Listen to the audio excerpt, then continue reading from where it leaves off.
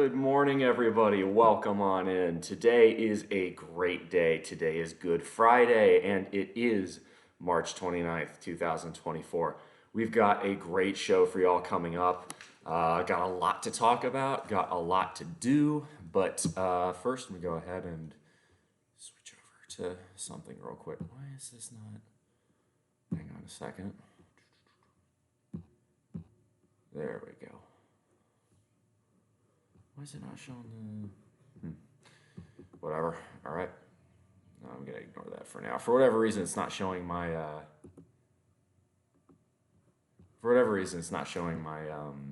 view count for some reason.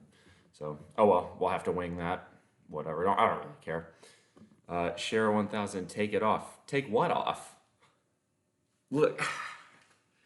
Smart ass. Man, that's a new, I think that's a new PR. That is the shortest amount of time chat has gone before trying to get me kicked off of Twitch.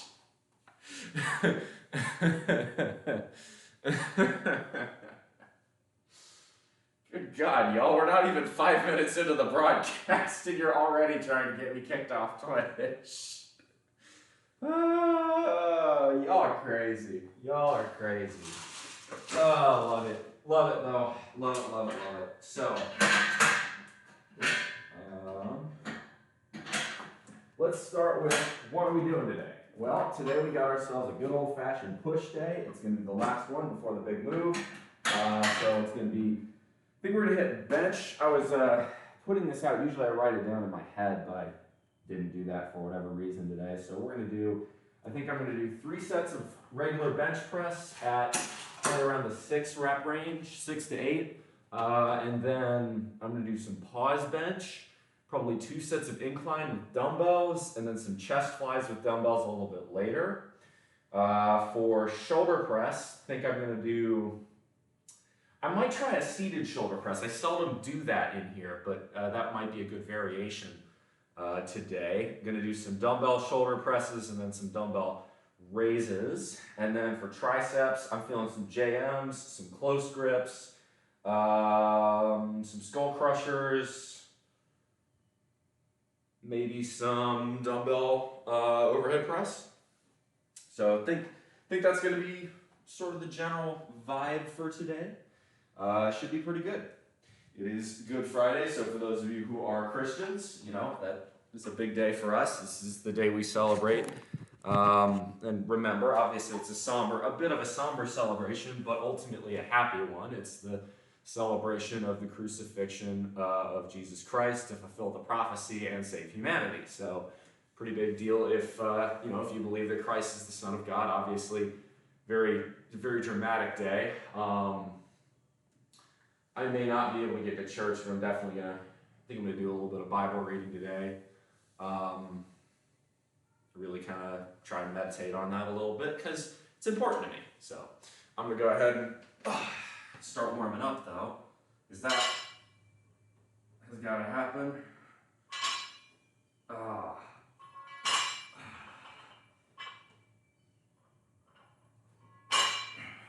I'm showing off a bit, but it's just the bar.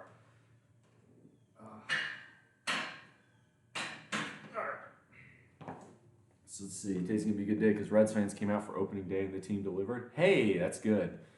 This is why you were getting ready. Oh, good God. Sure. So you're telling me that that's funny. You're telling me to take it off based on the getting ready recording. we're not even starting the broadcast and we're getting people the real part of the broadcast. And I'm getting requests to take everything off. That's a first. That's really funny. I like that. Oh, y'all are wild. Y'all are absolutely wild.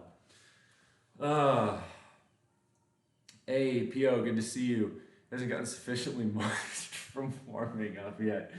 All I gotta say is roll tide. Yeah, my mom was very happy about the results. North Carolina got upset by the Alabama Crimson Tide, who are turning very quickly into quite the basketball powerhouse as well, because I guess being a football powerhouse just wasn't enough. Lord. Yeah, no, they're quite happy T-Town today, I suspect. We'll warm up a bit more. Oh.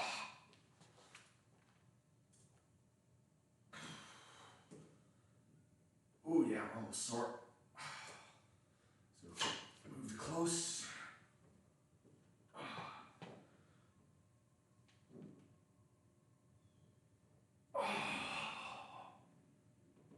Move to wide.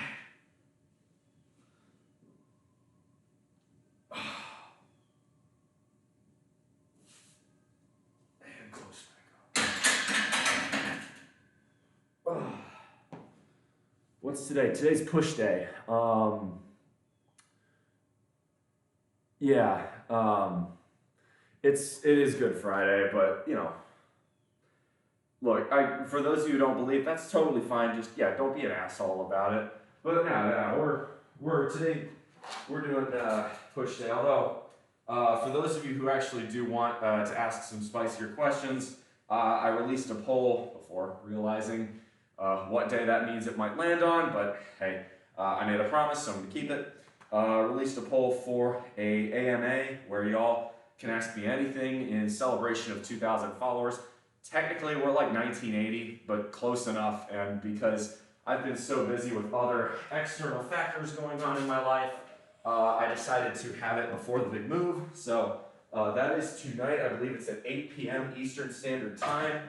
So for any of you who are looking to ask me any question, yes, even that one, that's what we'll be doing later this evening. Should be a good little soiree. You know? So it shouldn't be bad. We'll do one more little warm up. Can ask anything at all. That is correct. You can. Now, I will do my best to answer everything. Now that I'm leaving my current job, I can talk a little bit more about that. There are some things I can't say, but for the most part, I think most everything that y'all would ask is on the table. You know, I'll put it this way. The questions I can't ask related to my job are only things an adversary would be interested in. So someone looking to actively do harm. And if that's the case, I'm kicking you out. Because, yeah. God bless America. We ain't doing that shit. Love this country. Oh.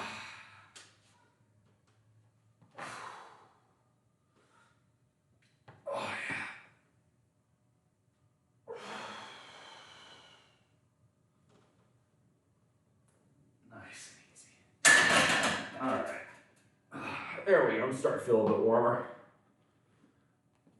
Bet your job is interesting, most likely not the reason anyone is here. There's a couple people, not many, but yeah. Look, I'm not stupid. I know most people are here because they like the way I look. I'm not dumb. You are correct, Stacy. That is largely true.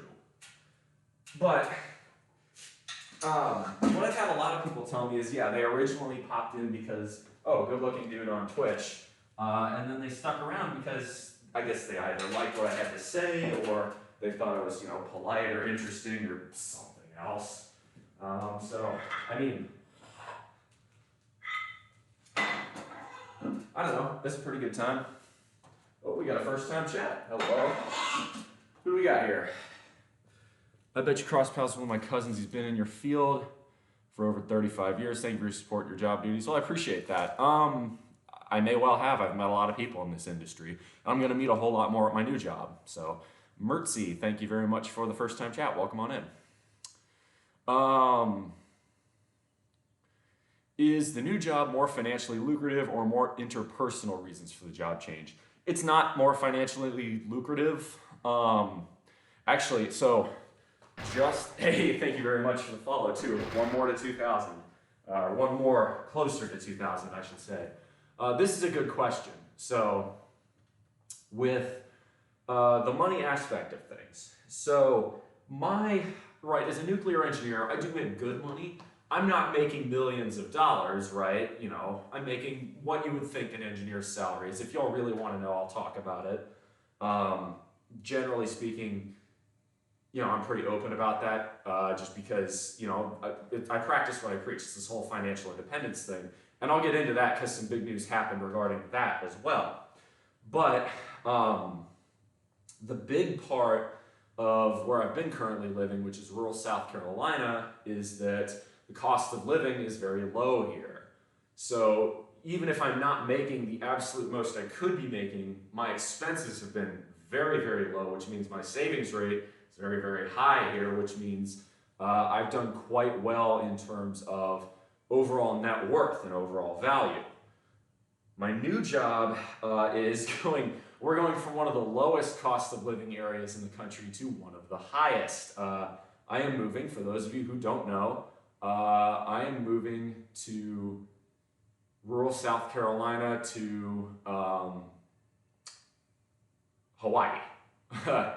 And yeah, Hawaii is very expensive. And there are ways you can mitigate it, right? Don't try to live like a mainlander on the islands and your cost of living will be a little bit lower as a reward for doing so. Don't eat as much dairy. Don't eat as much beef, right? Eat a lot more fish and pineapple, shit that actually you can get on the island relatively fresh. Don't buy a giant 5-bedroom, 3,000, 4,000 square foot house. You know, get something smaller because Oahu is not a big island, you know, basic stuff like that.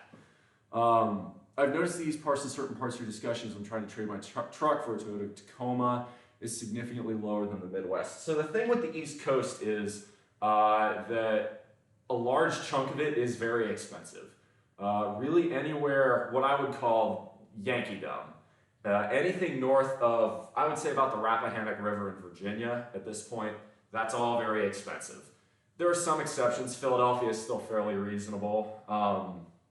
But New York, DC, anywhere in Maryland, God help you, frickin' Boston. But really, in the Northeast, really the only affordable parts are like you got to get fairly deep into Maine before you see a lot of affordable parts in the Northeast. However, once you get south of about the Rappahannock River in Virginia, it gets a lot more affordable again. Richmond's pretty affordable. Petersburg is pretty affordable. Most of North Carolina is affordable. Like Raleigh's gotten a little bit more expensive, but it's still pretty good. South Carolina is very affordable. That part of Georgia is very affordable. Atlanta's further inland and further west within the state of Georgia. And we don't talk about Florida here. Florida's full of crazy people. Don't move there. Unless you're a certifiable mental patient, don't move to Florida. You don't want to do that to your health. When you move to Hawaii, do you plan on getting rid of a lot of stuff you have now and repurchasing new when you're out there? Or what do you plan on doing? Because that's got to be really expensive. Yes. So my plan is to go very minimalist. I'm going to, and I'll talk a little bit more about this on the broadcast, on the later broadcast, the AMA. But you can see like a lot of my decorations have come down. The palmetto flag is staying here because there's no point. Why would I be flying a palmetto flag in Hawaii? Drawing cards. All right, cool, Dodge. Yeah, absolutely. You've been working on that tarot deck. It's pretty impressive what you're trying to pull off, but my plan is to go very minimalist. The nice thing about Hawaii and Oahu in particular, right, is because you've got 4 different military bases on the island of Oahu, you constantly have people moving in and moving out. Well, what does that mean? It means you're going to have a very robust secondhand market. So yes, if you try to buy everything new out in Hawaii, that's very expensive. If you try to ship everything from the mainland to Hawaii, that's also very expensive. Do what the islanders do. Buy things secondhand. Use things, be a little bit more frugal. It's not that hard, and the quality is still very good with most secondhand items if you know what you're doing. People live on the East Coast either hate themselves or have the capability, but don't have the capability of moving. In terms of pricing, salary certainly is mostly an expensive and ugly concrete jungle, in my humble opinion.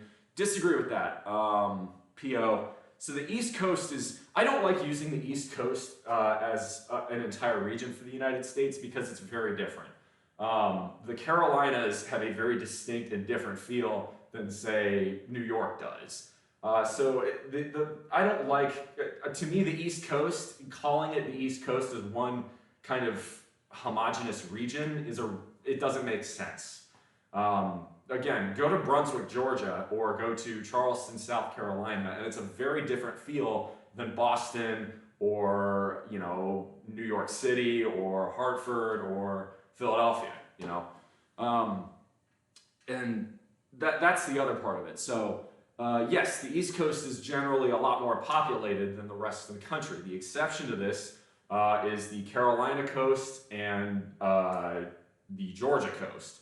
So in between Virginia Beach, Virginia, and Jacksonville, Florida, you have 3 states, and the largest state along, or the largest city along that coastline is Charleston, South Carolina, which is a decent-sized city, but it's certainly no concrete jungle.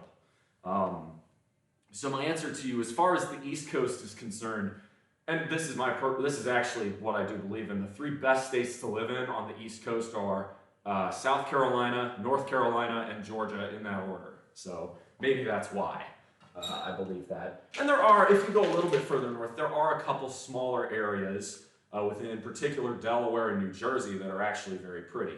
I know New Jersey gets a lot of shit, and some, rightfully so, I will admit, for being not that nice an area to live in and being very expensive in terms of taxes, but especially as you move to the southern and the more eastern parts of the state, not the Jersey Shore, but like, you know, the central, sort of like, go south of Trenton and then like east of Camden, get away from the Philly metro area, but you get towards, not quite Atlantic City, but towards that sort of, that part of the state of New Jersey. There's a ton of agricultural land. It's actually quite pretty. I wouldn't choose to live there because the taxes are very high, but there are parts of New Jersey that aren't bad. If I had to pick a state, like a mid-Atlantic or northeastern state to move to, I'd probably go with Delaware because it's the least populated, but that's just me. Anyway, we have some working out to do. I'm sitting here just yammering on. I'm sitting here like, oh yeah, like there's not, 275 pounds waiting to be bench pressed behind me, so I need to do that and stop stalling. Let's get started with a little music here. We'll go from there. You know what? We'll go with good old-fashioned Black Sabbath. We'll go with Iron Man to start. Always a good choice.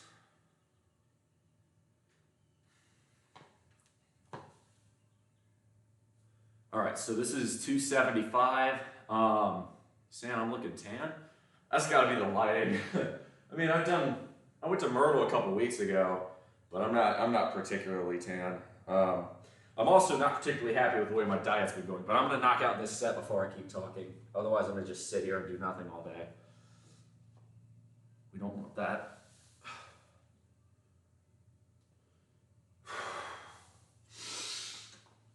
By the way, this is our 400th episode, if you didn't see that.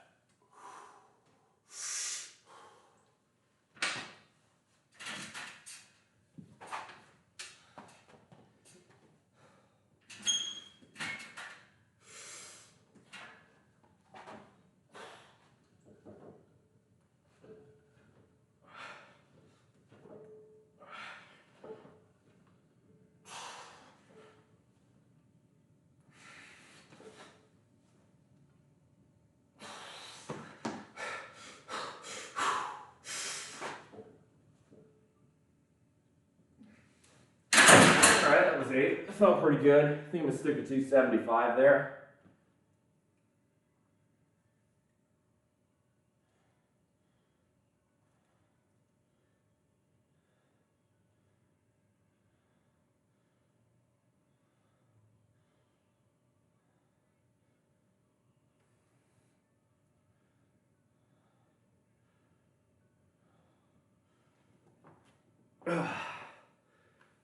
Alright. Let's see here. What are some of the most serious injuries you've had to deal with in my lifting career, be it acute or chronic? That's a great question. So, in general, because I know my limits and I have a fair amount of experience, I don't deal with too many injuries. The ones I can point to the most are where I've done something stupid and paid the price for it. Probably the best example of this, I I think if you lift for long enough, it's inevitable that you're going to do something stupid, come to regret it, and hurt yourself a little bit. It's natural, it does happen. But my best example of this was, let's see, 3 years ago. I was in the gym, I was attempting 385 on squat. I failed and I was pretty pissed off about it. And so I went back, de-racked it, put on 315 and tried to rep for 315. And I didn't give myself enough time to sort of re-enter the right space of mind. And I was just pissed off, and I let my emotion get the better of me before really focusing on form. And as a result, I tweaked something in my lower back on the third rep, bringing it up. And it was stupid. It was stupid. I was being stupid, really. I was trying to really be a big shot and, prove to myself that, I couldn't squat 385 that day. Well, I'm gonna get back on there and fucking, knock 315 out of the park for a bunch of reps. And I didn't give myself enough time to, refocus. And so I tweaked my back a little bit on that one. That's a pretty good example. And it was one of those nerve things where you could feel it all the way down to your toe. So like I knew, shit, I fucked up. It was one of those things. Hey, Lycan, good to see you. You're hacked by a scammer. Yeah, you were showing me that. That was a fairly serious injury. This is not an injury caused by lifting, but it did happen in 2020. I was playing rugby and got a pretty nasty concussion. That didn't so much, hurt any of my muscles, but it screwed with my sense of balance. And that made lifting hard for a couple months. I really did not have a good year. 2020 was fucking awful for me. So that's a really good question there. I like that one. But in general, Pio, I would agree with you on the Northeast at least. It's not an area of the country I would particularly want to live in. Really enjoy number $6%. If you dish it, you have to take it. Mertzy, are you from Treecord? How'd you find this channel? That sounds like you might be from Treecord. Oh no, wait, that's one of the rules down there. I totally forgot about those. Yeah, that's a callback to an old Discord server I built many years ago. Don't worry, that server will die in 2020. If you know that reference, I'm proud of you. That's an old reference. There's like maybe 2 people watching this broadcast that will know what I'm talking about with that one. That's an inside joke. Even most of my mods are gonna be what the fuck he's talking about. Anyway. Slid out a bit. Yeah, we'll hit this again. I did notice though, my bench was substantially off to one side when I was doing it. And I'm like, why is everything shifted so far to the left? And I'm like, oh, that's because it is. Sophie10, thank you very much for the first time chat. Welcome on in. Can you hear what you're saying in your note? I just went to IRL for cooking streams. I do that sometime. Got laid off, so been on Twitch for 2 weeks, just relaxing, job hunting, and streaming for fun. You're positive. I support positive, real people. Aw, well, thank you, and thank you very much for the 1 bit. Keep those bits to yourself, though. If you are unemployed and you're looking for work, save your money. I'm very appreciative of that, but no, you need to hold on to every penny and be very careful with your money right now. So to definitely, definitely wishing you the best with your job search. Hope it goes well for you. I got some money put away in a game plan. Killer. I love hearing that. Definitely, it's always tough if you get laid off or, if you lose your job for whatever reason. It's definitely, it can be a tough thing to bounce back from. So good to hear you've got a plan. Hope that plan goes well, goes swimmingly, and that you're kicking ass at whatever you decide to do next. So I'm gonna hit another set here. And I know I'm going slow, but I'll be honest. So with y'all, this is these today, tomorrow, and Sunday will be my last broadcasts for a good long while. You know, on Tuesday morning at like 3:30 a.m., that's when the big move begins. I will exit South Carolina and I'm not coming back, at least not anytime soon. So, you know, that whole journey, I'm going to be going through the country. Oh, that reminds me. Okay, I've got a huge bit of news to tell you. This is important. I will be telling this on the Discord later, but I'm going to tell you guys this live. Let me go ahead and hit one more set though. Phone interview with Bluegrass Chiro. Yeah, good luck, man. Good luck. I'll try to say a prayer for you.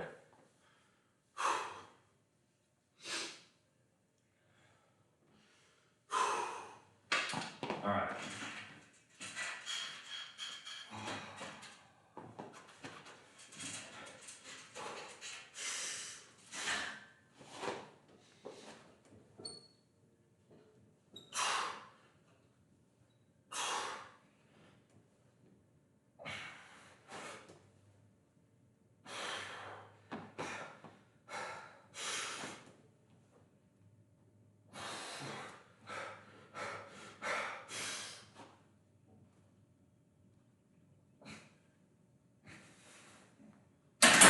Alright, that's 8. I'll take it.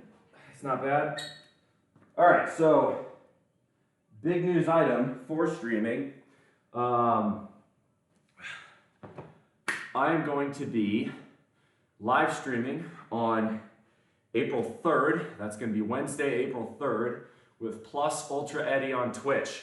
He's invited me to his gym. We're going to get a collab stream going. So, y'all, I'm going to give him a shout out. Go give him a follow so you don't miss that, okay? If my computer will do this. It's being slow. Shout. Come on. There it goes.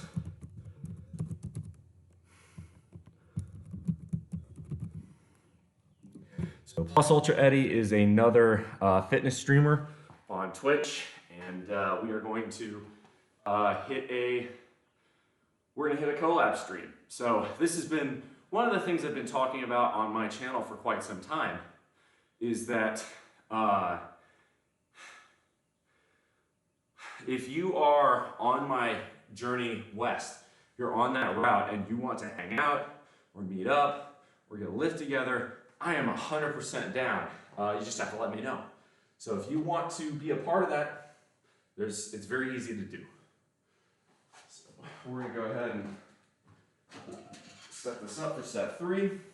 So we got one more set of this, and then we're going to do close. We're going to do close grip or pause. No, I'm going to do close grip first, and then we'll do pause bench after that. Just go.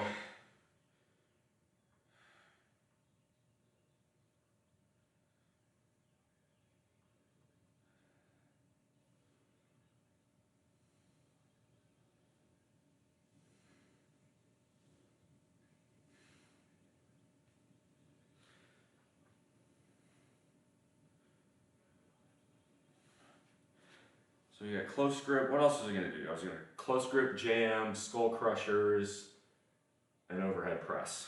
Okay, so we'll do pause bench, and then we'll do close grip. I like that. I like that. That's going to be good. We'll go a little bit lighter on close grip since we're doing barbell bench today. Yeah.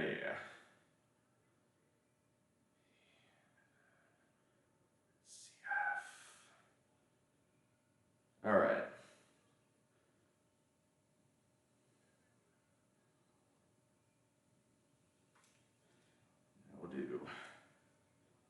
We'll do 2 jam presses, 2 close grips, 3 skull crushers,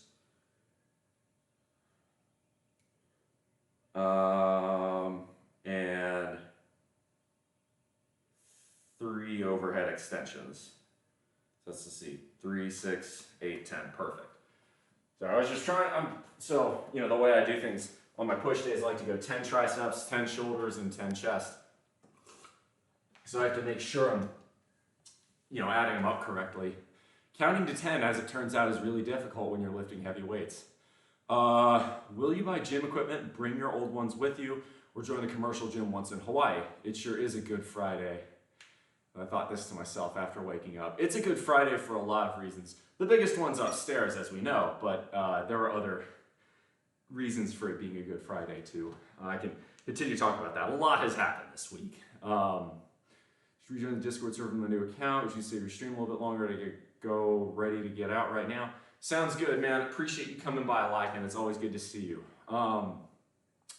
As for my move to Hawaii, I'm leaving the gym equipment here. My roommate wants it for himself, so we're gonna just lump it in as an amenity that comes with the house. And then when he buys the place, because long term, my roommate here is looking to buy this house, not Dodger, but the other roommate, and we're just gonna lump in the gym equipment with the sale price. So, hey, New Balance, thank you very much for the first time chat. Welcome on in. We got a bunch of new people chatting this morning. I love to see it. Love to see it. As for what I will do in Hawaii, so this one is a bit of a question mark. It's going to be dependent on where I live. If I live close enough to my place of work, right, y'all know I'm going to be working with the Navy. That's right. If I'm a nuclear engineer, there's really only one job you can do in Hawaii because there are no commercial nuclear power plants out there. So you can kind of figure out what it is that I'm going to do by default. So I'm going to have access to the naval base gym. The question is, on my days where I'm not working out, will that be close enough to where I won't need a commercial gym? If not, yeah, I'll probably look at a commercial gym or perhaps getting myself another set of power blocks.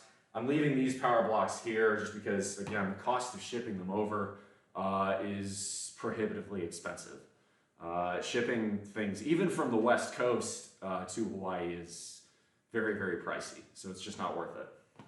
But good question. No, I think right now my plan is going to be to use the base gym. When I set things up, it's going to be touch and go for the first few weeks. I'm going to try and stream to the best of my abilities, but we may have to just start off with some just chatting or maybe some isometric or body weight exercise workouts, which is obviously not ideal, but it's the best we can do, and that's, I'm going to try my best on that front.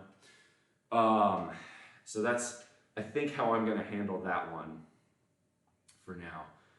I am, though, going to, I've been looking at, there's been a couple pretty good contacts I've been getting in touch with out there on the island, it's been really helpful for finding places. So I'm looking for probably 1-bed apartments.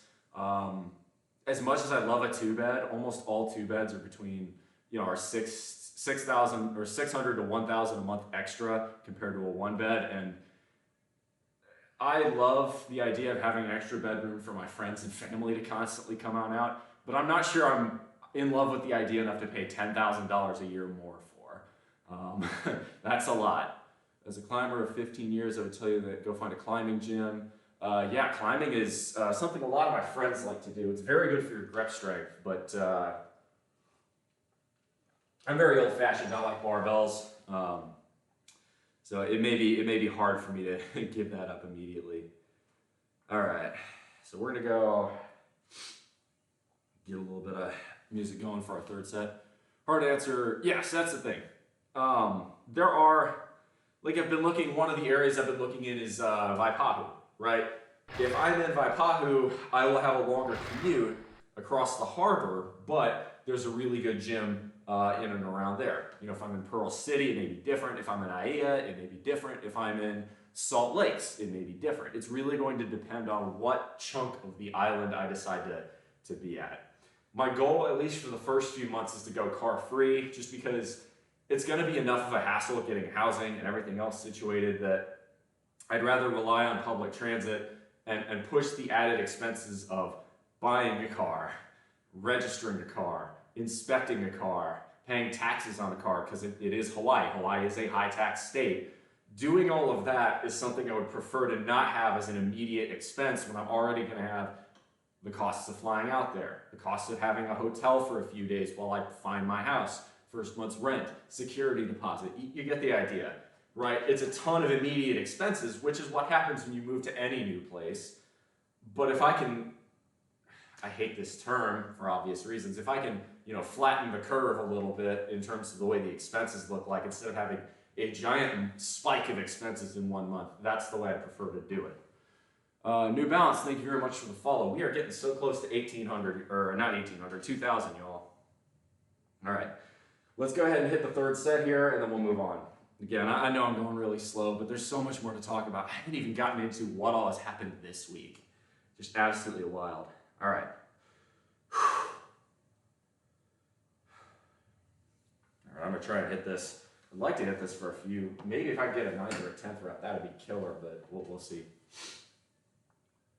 Such a money pit. Financial advice would only get it if you really need it for the reasons you mentioned. Yeah. No, cars are very expensive. Unfortunately, Oahu does not have the best infrastructure for not driving a car. You would think an island where it is pretty much permanently 85 degrees and sunny would be a place where everyone bikes everywhere, and yet that's not the case. Don't ask me why. Anyway.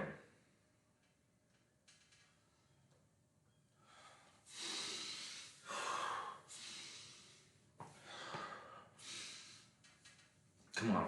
All right, this is 275, by the way, if y'all were wondering.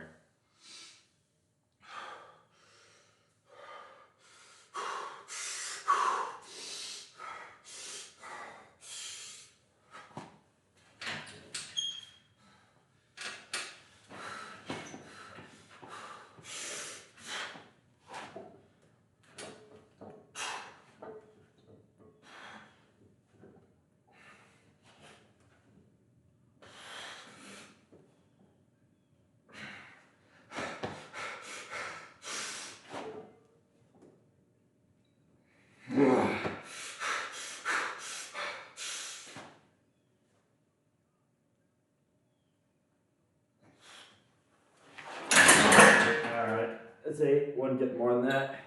That's a pity. Oh well. 3 sets of 8 at 275. Not great, not terrible. We're gonna have a 215 for. No, we'll do 225. Yeah. Do 225 for close. And then we'll do pause.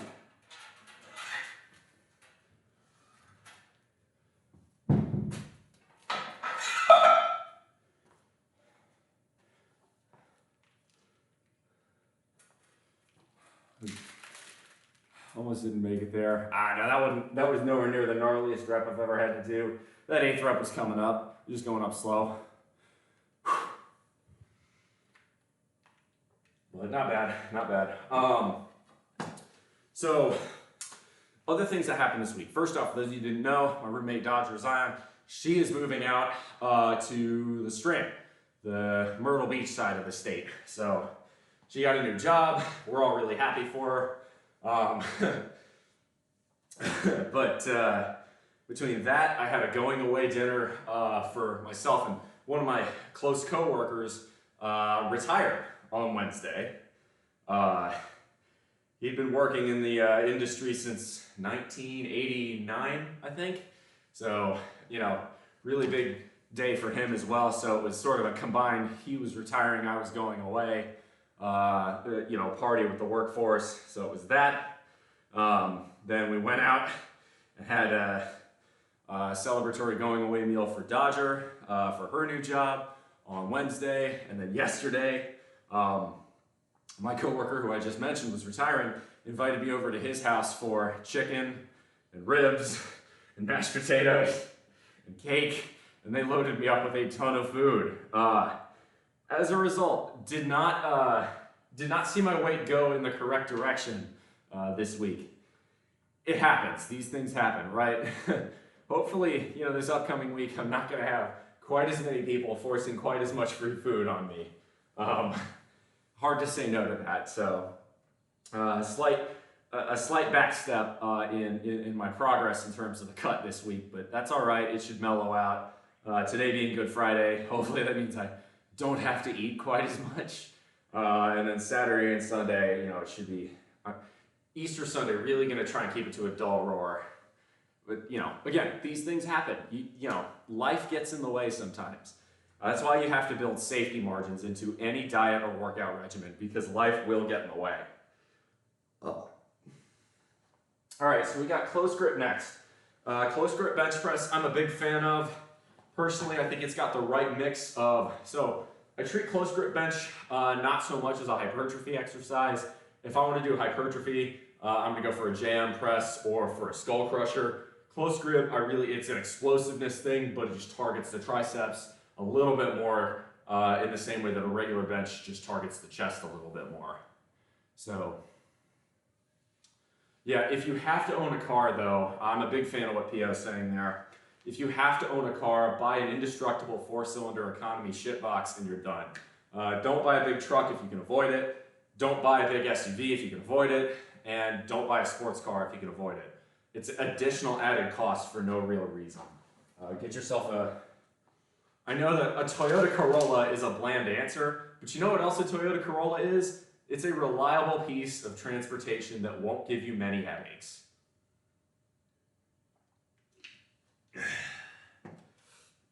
Nobody likes the beige Toyota Corolla, but sometimes the beige Toyota Corolla is the right answer.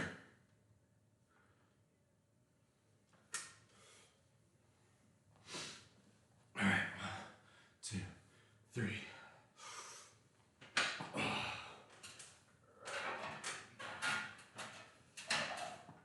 So a close grip, regular bench, you can see my hands are about here. Close grip, they come in a bit more. Simple as. And you really try to keep your elbows tucked in.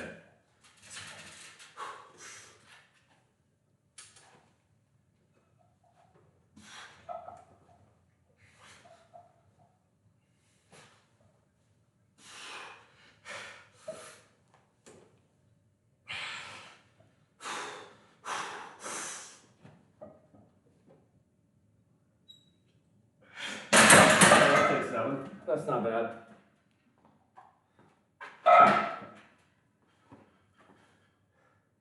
So, talk about a few other things here. Yeah, we'll do one more set of close grip. We'll move on to pause bench. Actually, what was I even going to do pause bench? I was going to do pause bench at 225, wasn't I? You know what? We'll do a set of pause bench next. Something else I wanted to talk about. So, as you all know, today is Financial Fitness Friday. We talk about money usually on these days, and as you can see, still got my clock here.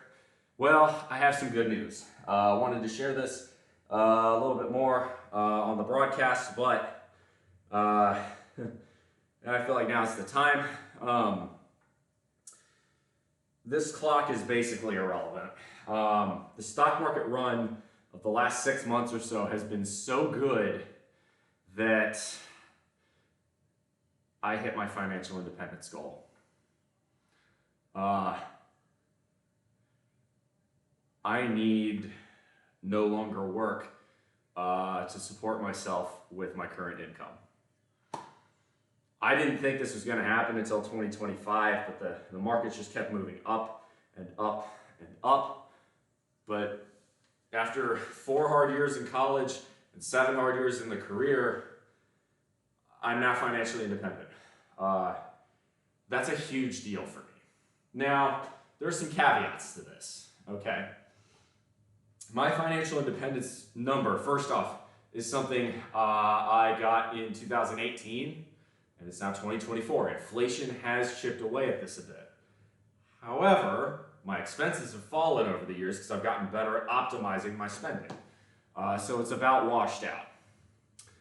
Now, my financial independence number allows me to, at a given safe withdrawal rate, and I'll talk about the numbers after the lift is done, but at my given safe withdrawal rate, it gives me enough money to live and satisfy all of my needs without needing to continue to work. Now, does it mean I can live a very glamorous lifestyle? No. It's satisfying my basic needs and expenses. If I wished to have more money to spend or donate to charity, I would have to work for it. But it does give me the position of fuck you. If my boss doesn't You know, if my boss is an asshole, I can tell him, fuck you, I'm out, right? Or, and this is what I have chosen to do, if an opportunity that may not be the optimal play financially due to high living costs or what have you comes along, but I really want to do it, it means I don't have to worry as much about the financial repercussions. And I will still probably save plenty of money when I move out to Hawaii, you know, but my expenses will inevitably be higher out there. How much higher? I don't know yet. That's a bit of a question mark. But what I will tell you is that just because I'm living in Hawaii for a few years doesn't mean I have to retire there, right? My financial independence number is still valid. It would just mean, you know, if I go out there for a year or two and I decide, I don't really like this, I don't really like working, I'm done working, I don't want to do this anymore, it just means I would have to come back to the States and retire somewhere low cost of living here, like South Carolina. Will I do that? Probably not. Because I was planning on working till age 30 anyway, and I'm a pretty big beach bum, so I have a feeling I'm gonna like Hawaii a lot, but we'll find out. So if you don't withdraw now, then your money from your safe withdrawal goes up. Exactly. So that's the thing. This is exactly it. So Mikey, you're touching on something that's very important here. Because I've hit this, right, I basically don't need to save anymore if I don't want to. But because I inevitably will, because that's just kind of who I am and it's a lot of ingrained habits, because of that, the amount of money in that my net worth is only going to continue to rise. What does that mean? Well, it means the amount of money I can spend goes up, right? If I have a higher net worth and the withdrawal rate is the same, well, it's a withdrawal rate of a higher number, which means I have more to spend. I can either use that money on charity or live in a more expensive area or whatever, right? And honestly, at this rate, the way my net worth is growing, in a few years, if I wish to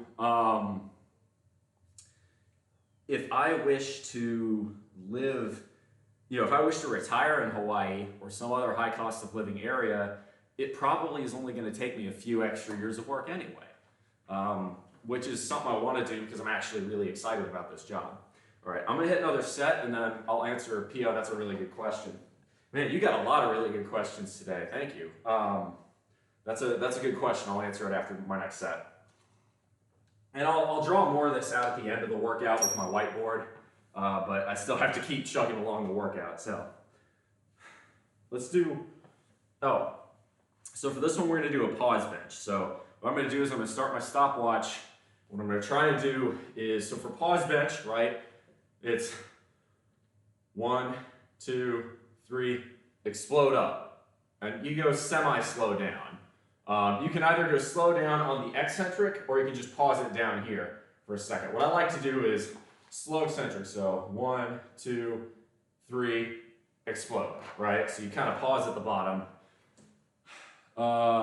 You can borrow against your 401k, you just pay yourself interest. Yeah, you can. There are also some loopholes to get money out of your 401k before age 65, like the 72T or the backdoor Roth IRA loophole, which I can talk about more after the lift, because that's a little bit technical and it requires, probably will require some visual graphics in the form of a whiteboard.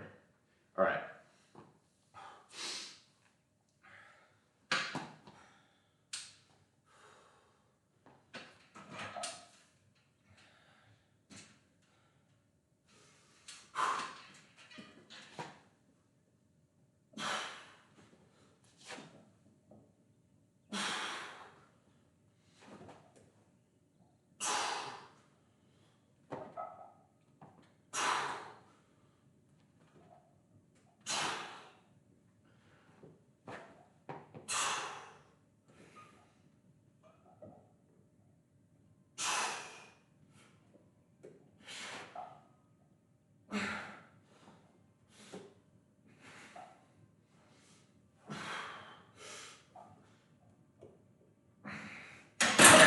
Alright, that was just a tick under 40 seconds and 10 reps. It's not bad.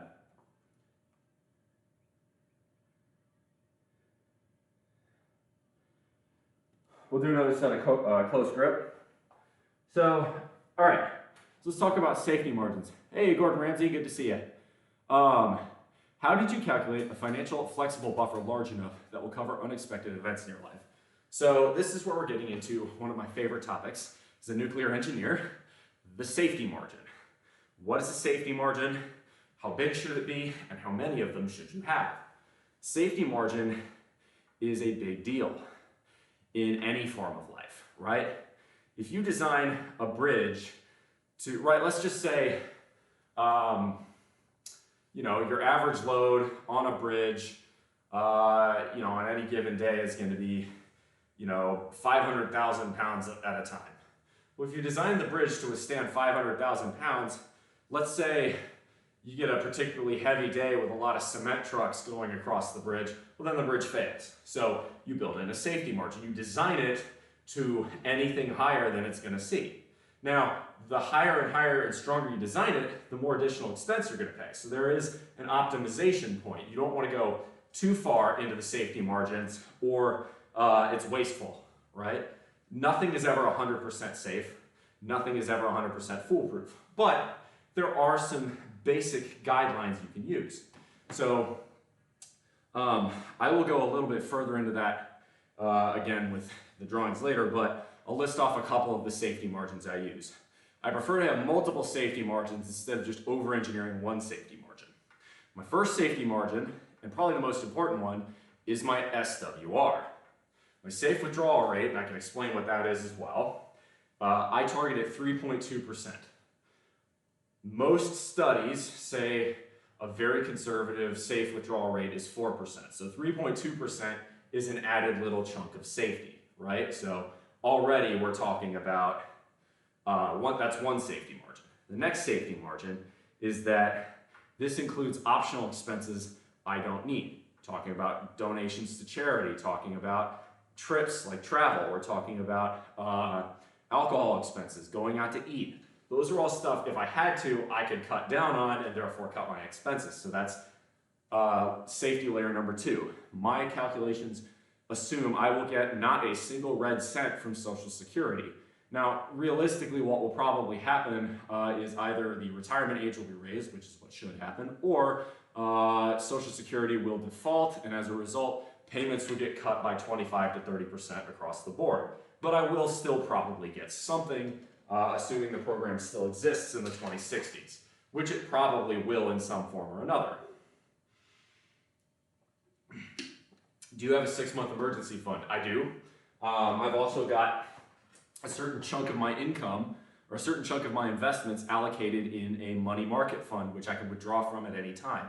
It earns about 5 to 5.5% interest at the moment in that fund, so it's better than keeping it in a checking account. But if I had to liquidate that, I could get it in 2 days, which would be enough.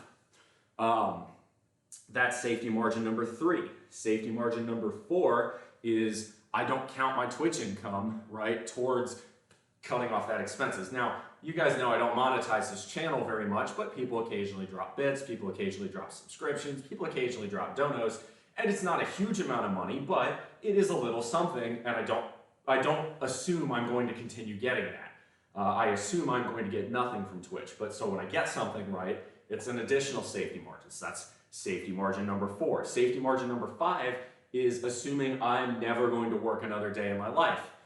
I like working on stuff. There will be odd jobs and projects that I probably do just because I enjoy them, and any money I make is incidental, right? I don't calculate that into these retirement plans. So that's safety margin number 5.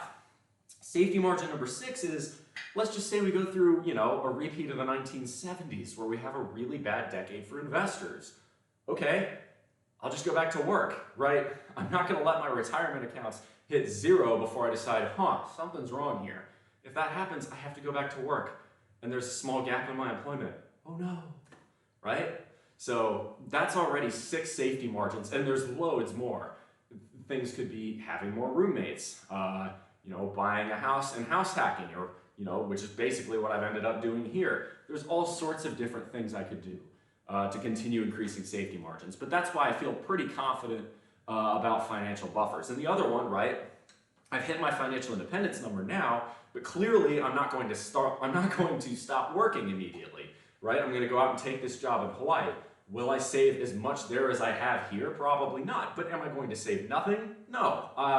I'm smart enough to realize that there are very strong tax incentives to continue saving, be it an IRA, an HSA, or a 401k. So the point is, right, there's a lot going on there. So that's 7 safety margins just right there.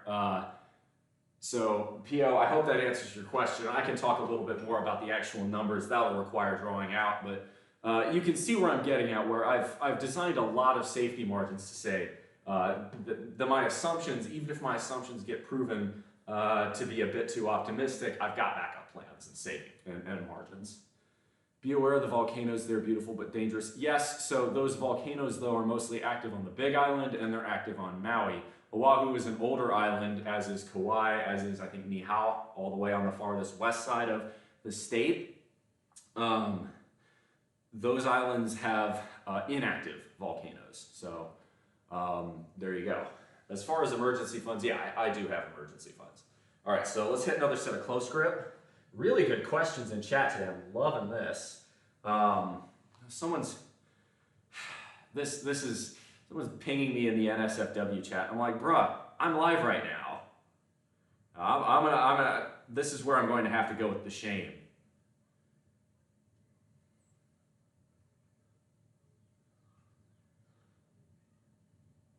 Live on Twitch right now, though. Come and join me. The AMA is tonight. Come on, y'all.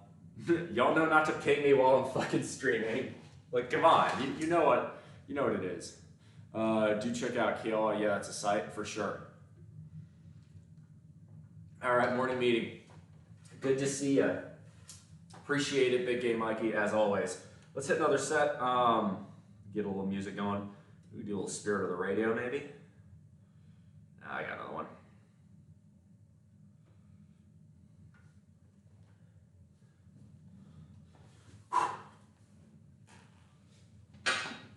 All right, let's go.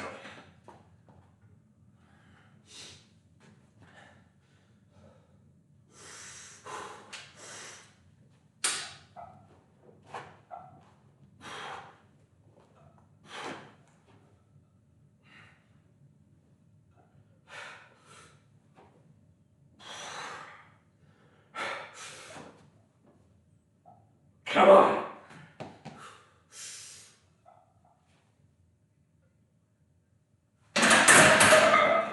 That's 8, I'll take it, not bad. All right, so that's close grip done. We get 2 more sets of pause bench. Then we'll move to JMs and shoulders. Give me 1 second, y'all, I gotta piss.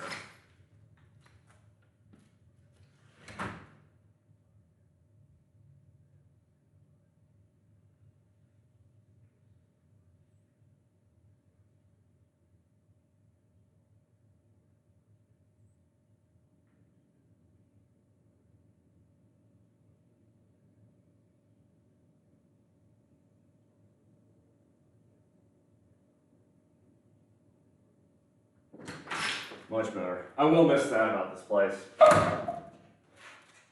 You'll just take a piss like that. Hey, appreciate the lurk there, Tally, as well. I know some of y'all got other shit to do. You got your lives. That's important. Go do them. Stick around here only if you got the time.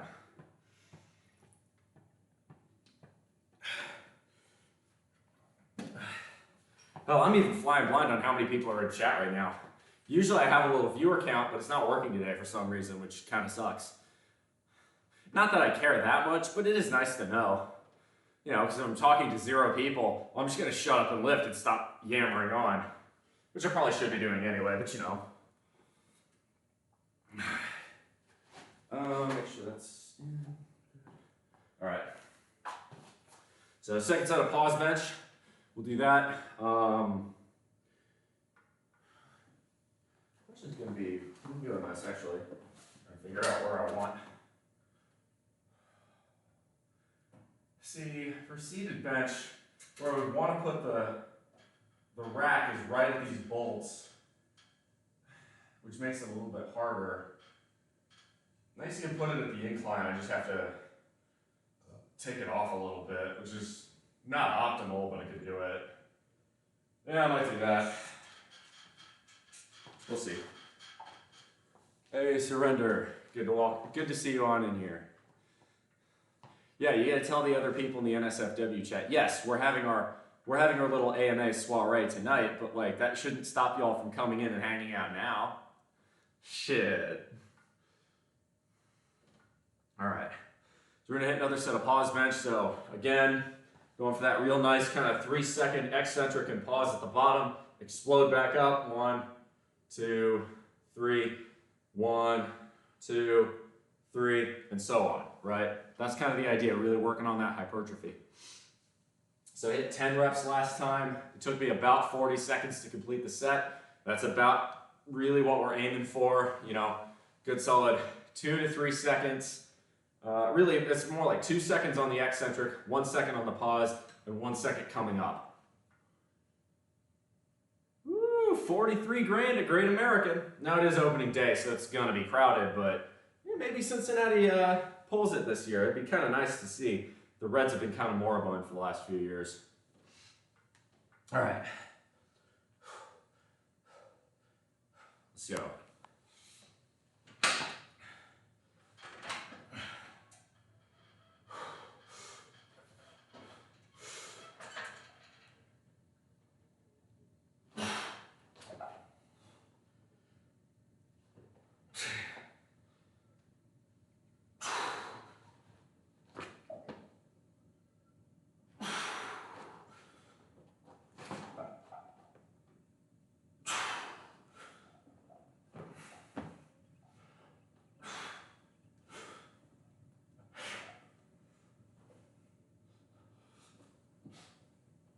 Come on.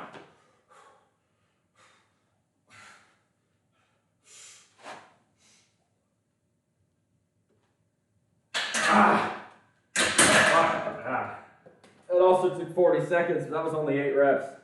Whew, that was tough. All right. We'll do that. We got one more of those. Then we got shoulders. Yeah, we'll do barbell shoulders, seated to start. Maybe I should just do. Yeah, I've been doing standing and then seated dumbbell press. Maybe that's the move. Yeah, I think that's what I'll do. We'll do behind the neck though. That'll be the move. We'll go behind the neck press for the standing this time. Yeah.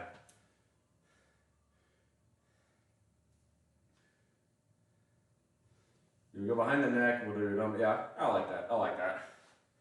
Plus, if I do that, that'll allow me to do a couple other items. Yeah, I like that, yeah, because then I can do, we do behind the neck, triceps extensions. Yeah, that's the move. That's the move, we're gonna do it that way. What routine are you following currently? Just my normal cut cycle routine, which is more generally hypertrophy based. I call it it's a push-pull leg split. I go 30 sets per workout. So for push, I usually go 10 chest, 10 triceps, and 10 shoulders. Young core that's hungry for the playoffs who didn't add any big pieces. Interesting. I'm hoping my nationals have a good year. The hope is 500. If the Nationals can win 80 games this year, I'll call it a success. They're still in a rebuild. They've got some juicy pieces. A lot of the young core is starting to solidify, but needs another year or two before the Nats can call themselves a contender. And that's assuming things go right. If they don't go right, it may take longer. But my big goal, I'll put it this way. My goal for the Nationals is I'd like them to be a 500 ball club this year. My expectation for the Nationals is that they do not finish in 5th this year. I think that the Nationals should be able to be out of the NL East basement this year. If they find themselves deep in 5th place again, that's going to be a disappointment. But I'm not expecting them to be a playoff team this year. Any Nationals fan, I think, knows that this isn't our year. Obviously, I'd like to finish ahead of the Mets. because the Mets are all but officially tanking at this point. All right. Well, one more set of pause bench, and then we're gonna go. We'll move to shoulders and triceps. And yeah, I know I've been going really slow, but conversation's been so good this morning. I've been getting a lot of really good questions, so you know it's important to keep going with the workout. But like, if I want to have this conversation, I only got a few workouts. I only got a few streams here in this place left with y'all, and I want to make the most of it. I want to enjoy it because I enjoy talking to y'all. I enjoy having these conversations. It's nice. All right, let's go with. That's a good song. Go "Face the Promise" by Bob Seger. It's one of his later songs off one of his more recent albums, but I mean, it's topical. All right, so we're gonna hit another set of pause bench. Generally speaking, though, P.O., let me break this down a bit more before I start. So on my push-pull leg routines, I have what I like to call a prime mover workout first. That's one of the big compound lifts. It could be squat, it could be deadlift, it could be leg press. Typically it isn't leg press, but it could be. It could be Romanians for my legs. And then for chest, it's usually either shoulder press or bench press. Typically with barbells, and then I do my auxiliary work with dumbbells. And then with pull, usually my prime mover workout is either pull-ups or it's rows, right? So like tomorrow, we're gonna do rows. It'll be a prime mover rows pull workout. Then I'm gonna hit everything else in a little bit more hypertrophy fashion. So a little bit more, you know, reps of 10 or sets of 10 to 12. Hey, good to see you, Gordon Ramsay. A Peloton or Nordic track bike? I certainly do not. I'm not paying thousands of dollars and then a subscription on top of that for an iPad glued to a spin bike. I'm good on that shit. I don't know what Calo Ken is, but cool. All right, let's go. Last set of pause, let's go.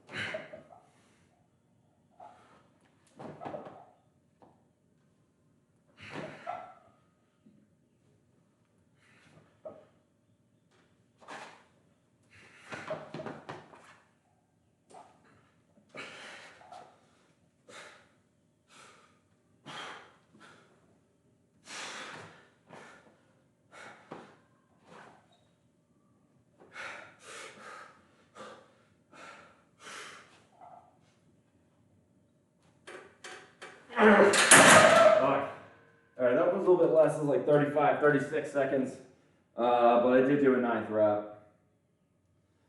Alright.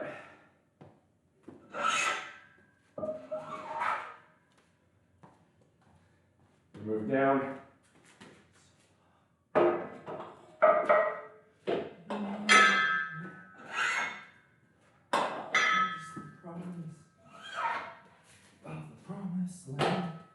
Alright.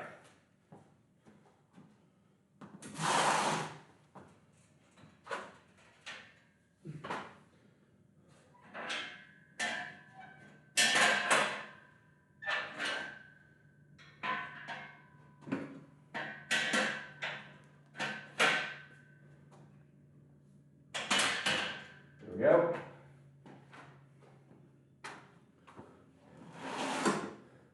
Precipitation here, know what I mean? Alright, so behind the neck, what did I do last time behind the neck? Let me check. I was at 125. Alright, we'll start there. I'd rather go a little bit lighter on this anyway. Really get that stretch. We'll start with 125. It's easy. If I can bang out at least 12 reps here, I'll go off weight. We'll hit that. And then what am I gonna hit? Well, to pair with that, yeah, I'll do seated triceps press. I like that. So we'll do. No, we decided it was better to go lighter weight on the triceps press and really go with the hyperextension, or not hyperextension, hypertrophy. All right, I like it. I like it. Let's roll. Pick up the pace a little bit. Now that the prime mover stuff is done, and it seems like questions are coming in a bit slower now. Where to go? This is behind the neck shoulder press, working a little bit more top and rear delts. That's sort of the idea. So right shoulder press, you're starting the weight here. You're going to work your front delts a little bit more naturally with a conventional shoulder press. Behind the neck, you're right. You can see if you're starting further back, it's going to hit different chunkier delts.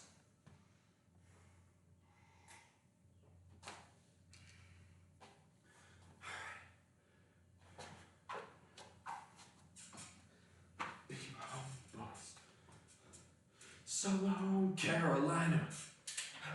So long, Dixieland. I need to face the promise of the promised land.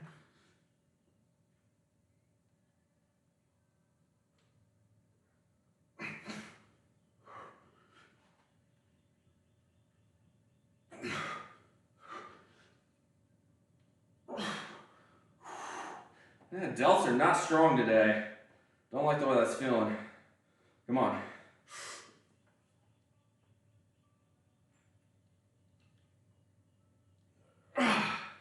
It's only 8. Right. Yeah, we're not going any heavier. That's disappointing.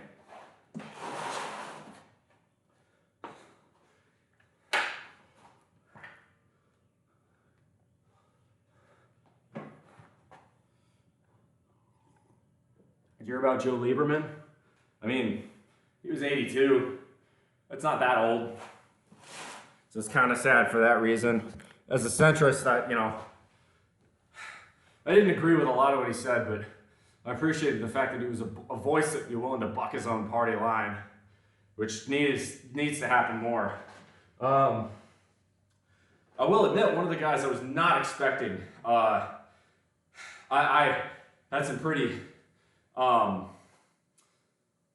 harsh things to say about him during his senatorial campaign based on his health, but he's proven himself pretty effective in terms of standing up for what he thinks, not kowtowing to the party line is Mr. Fetterman, Senator Fetterman out of Pennsylvania. I have to say, I've been very impressed with the way he's done things. I wouldn't be quite as pro-Israel as he is, but he's not. He's one of the few Democrats that's willing to stand up and say, yo, Hamas is fucking evil and needs to be dealt with. Another one's, he's talking about, border security. Too many on the Democratic Party are unwilling to actually talk about the border as though it's a real problem, and it's mostly because none of the states along the border are all that competitive, with the exception of Arizona. Texas is reliably red, New Mexico, and California are reliably blue. So, a lot of Democrats don't even want to talk about the border at this point. Now, in fairness, very few Republicans do as well. Ever since Trump came out against the border package, which was not perfect, but it was a step in the right direction, for God's sake. And the Republicans were all for it until Donald Trump opened his mouth, and then they, suddenly became against it, which tells me they're a bunch of pussies. Like, stand up for something. Like, you put your name on this bill, you wrote this bill, and now because Donald doesn't like it, you're disowning it? That's just sad. Stand for something, for God's sake. All right, next set.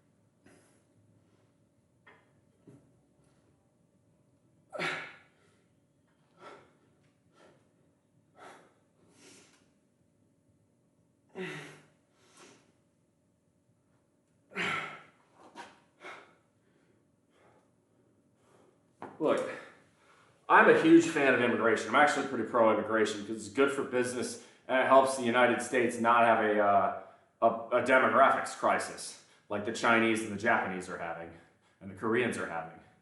But you can't just let a bunch of illegal immigrants skip the line. You have to improve the system of legal immigration because it is unfair to the people who are trying to do things correctly to ask them to wait years, if not decades, to get in, while all you got to do is just hop the fence. You get treated as a migrant. And you know what?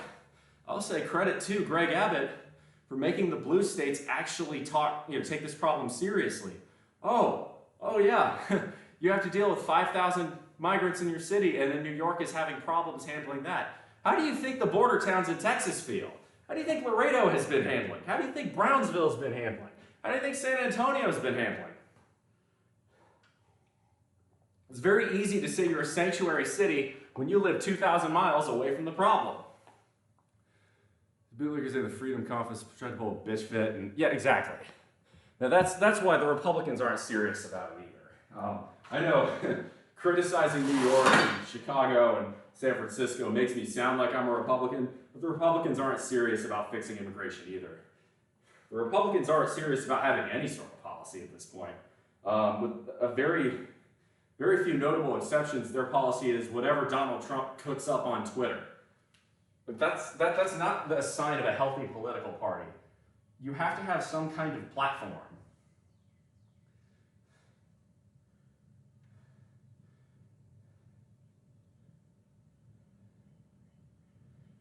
All right, let's hit another set.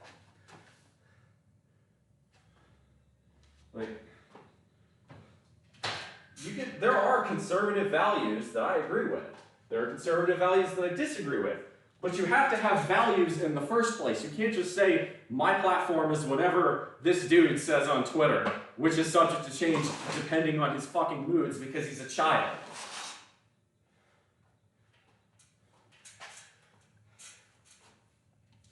I don't know, I'm bitter. I voted for Nikki Haley. What'd you expect? I didn't like everything Nikki Haley had to say, but Nikki Haley had a cogent set of values. All right, let's go.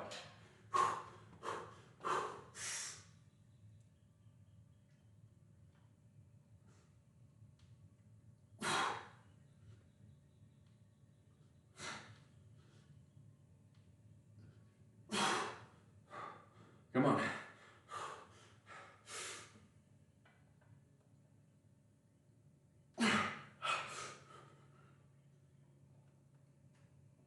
It's 11. I'll take it.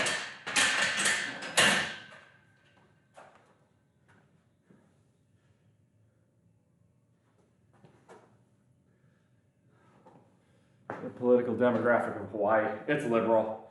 Hawaii is fairly blue with the exception of chunks of Oahu that are largely military supported. And even then, the military itself is very interesting politically.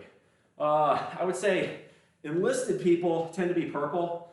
So there are some left, some right. Most officers tend to be Republicans. But they tend to more be Reaganite Republicans, not so much Trump Republicans. Latent dislike for mainlanders, interesting socio-political dynamic in Hawaii. So that's the other point. So you have Oahu, which is where the majority of Hawaii's population lives, and the other islands, the Big Island, Maui, Kauai, etc. On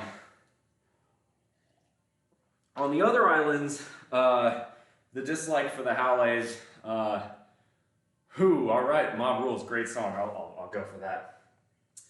There is, okay, so I have two feelings about this, and granted, I'm not out there, so any Hawaiians or Hawaii residents who consider themselves better steeped in the education than I am, by all means correct me on this. So the reason there's a dislike for the Haole out there, and Haule's a term that is used for typically mainlanders and typically white people, and like if you're gonna call me a Haole, right, it's only offensive if I choose to get offended by it, and nah, get good. That's my answer to that one. But look, we white people, we're there's a reason. Look, there's a reason that we can just, you can call me a cracker or a honky all day long, and I'm just gonna laugh at it. It's not that offensive. Again, it's only offensive if I choose to get offended by it, and I don't. Words are simply that. But right, you can call me. Right, I'm going to be someone that's coming over there. In the 1800s, Hawaii was originally a bunch of different little kingdoms on each island. And King Kamehameha was the one to conquer, rather violently, I might say. It was not some peaceful kumbaya type shit. It was the one to conquer all the islands and consolidate them into what was then the Kingdom of Hawaii. The Kingdom of Hawaii was an independent country until the 1890s. However, the ruling leadership in the kingdom was fairly corrupt, especially in the later half of the 19th century. Fast forward to the sugar planters and pineapple planters led by a Sanford Dole, yes, of the Dole Fruit Company, that basically, there's more to it than this. I'm really trying to boil it down to say it quickly, but instituted a coup in 1893 to overthrow the kingdom and create the Republic of Hawaii, which then got annexed and became a territory in 1896, then became a state in 1959. On the flip side of this, yes, well, what we did to Hawaii was wrong, and actually in the 90s, under the Clinton administration, we did apologize for doing that, which was the right thing to do. However, this idea that if we hadn't done that, there would be an independent kingdom of Hawaii today is insane. It's silly. And the reason for this is very simple. If we hadn't annexed them, the Japanese would have brutalized them. Go ask any Guamanian or any Filipino or any Pacific Islander between Hawaii and Japan how the 1930s and 1940s treated them. Japan would have absolutely butchered Hawaii in a war had we not taken them over. Hawaii got off with a scratch in the 40s, and I'm not saying, again, that justifies our actions, but there's a reason Hawaii has also got the highest living standards of any Pacific Islander country, unless you want to count New Zealand. And even then, it's pretty close neck and neck between Hawaii and New Zealand. It's because Hawaii is part of the United States. It's the same reason that Puerto Rico has higher living standards than almost any other Caribbean country, right? It's because Puerto Rico benefits from being part of the United States, as does Hawaii. Now, we can talk about the military's influence. The biggest reason the United States wanted Hawaii was because of Pearl Harbor. This is a huge naval station, and it's a huge natural deep water port on Oahu. You know, the rest of it was kind of incidental. But that's why, right, the Japanese attacked Pearl Harbor in 1941. It's a huge strategic point. But anyway, where I'm going with this is that as a result of the United States' actions since 1893, there is some justifiable distaste for the white mainlanders, especially because a lot of them come over and price native Hawaiians out of what was their ancestral land because they view it as a really nice vacation spot. Now, some of these are very rich and often very liberal billionaires. Hi, Oprah.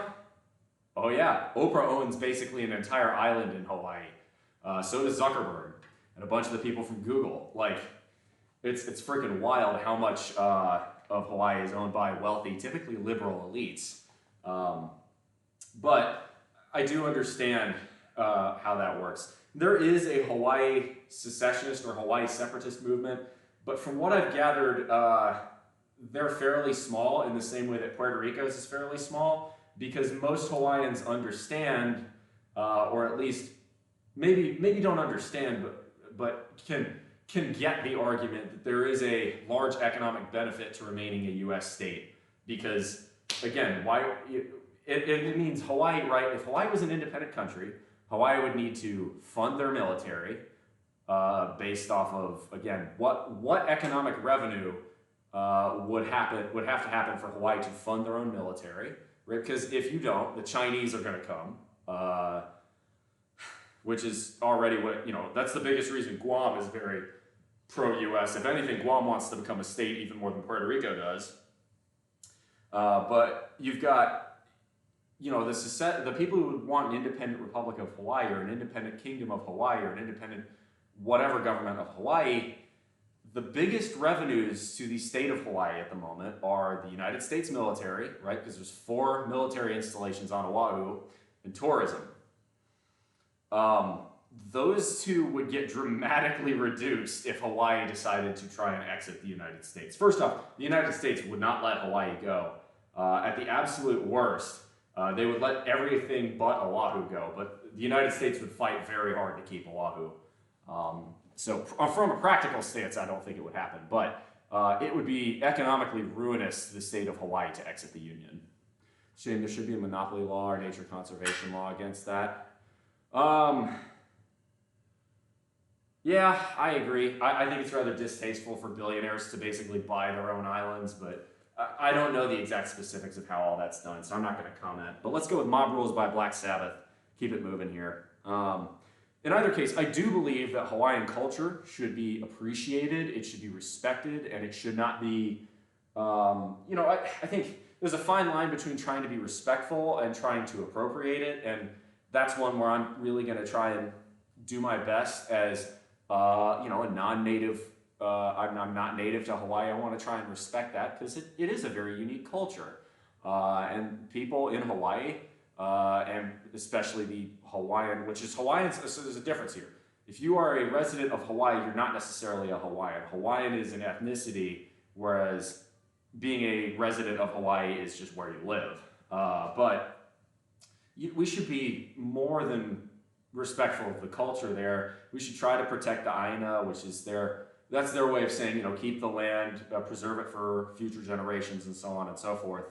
But at the same time, no, the United States is the greatest country on earth, and Hawaii should be counting its stars, its lucky stars, that it's part of the United States, which is a brutal truth that a lot of people in Hawaii hate hearing. But again, ask any Filipino or Guamanian or Chinese person about what living under the Japanese was like, and yeah, that was the alternative. Don't kid yourself. If Hawaii was not part of the United States by 1940, the Japanese would have butchered Hawaii. They would have treated it just the way they treated the Philippines. Which, by the way, I heavily fuck with the Philippines. They're really cool.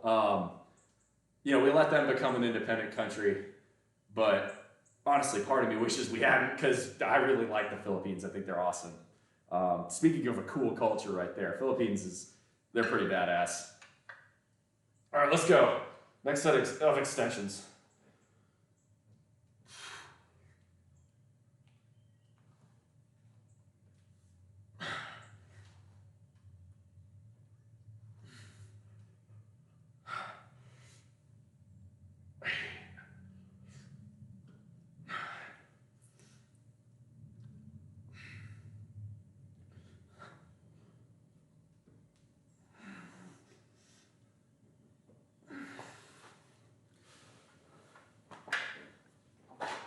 To fools, the mob rules. That's a good song. Good pick, Big Red. Good pick. Yeah, you don't want, you did not want to be an independent, small Pacific Islander country in the 1940s.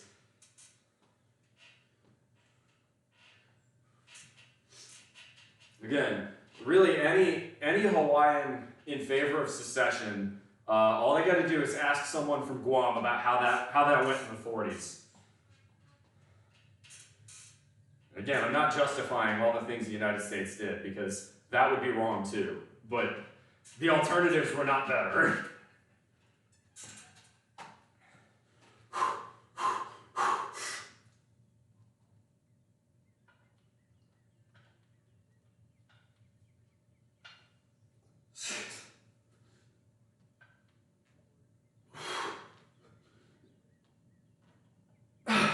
Minus 9.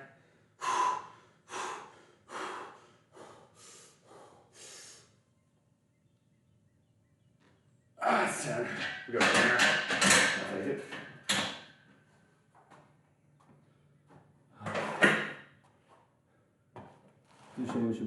You're to the right should resonate the natives there, no matter how liberal they are on paper. I agree. But there's one other thing I think a lot of the quieter voices in Hawaii don't talk about. A lot of Hawaiians and a lot of Hawaii residents who are not Hawaiians have joined the United States military and served very honorably for this country, and a lot of them are very, very proud to be American and wish to remain a state at all costs. So I think I'll put it this way. The justification for an independent Hawaii is a stronger case than an independent Texas or an independent California, but it's still ridiculous, and it's still a really bad idea. Of course, I'm going out there to work for the United States Navy, so it really shouldn't surprise you that this is my opinion. I'm a very patriotic American.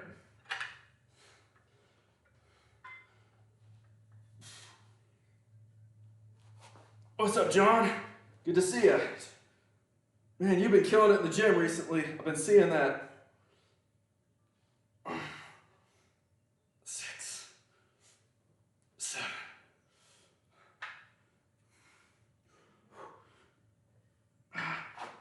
Lost my grip. 8, 9, 10, 11. That'll do. That's not bad. Whew. All right.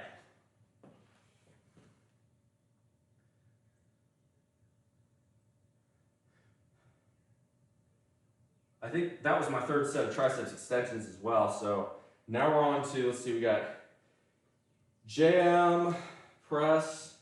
Okay, that'll be our JMs and skull crushers. So we need to move this down back to the bench press setting. I'm using it off.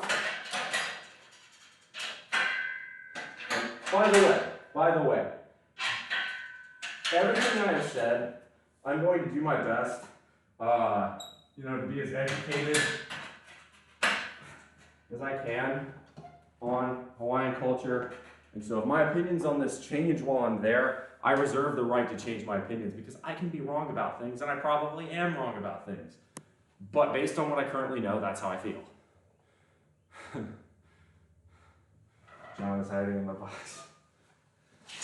No, John's talking about his workouts there, Big Red. I think I would imagine John is either a Cubs or a White Sox fan, based on what I know, or maybe a Brewers fan. I don't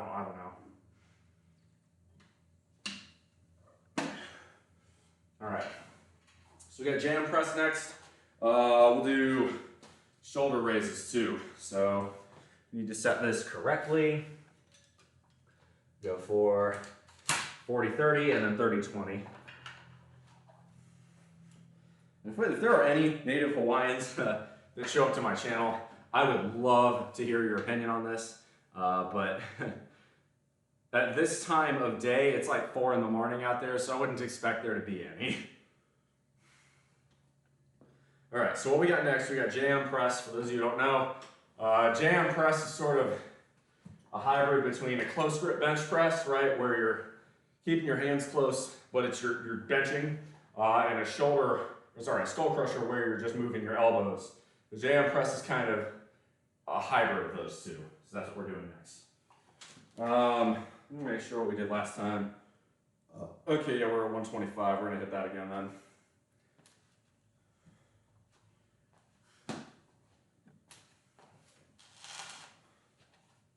Nah.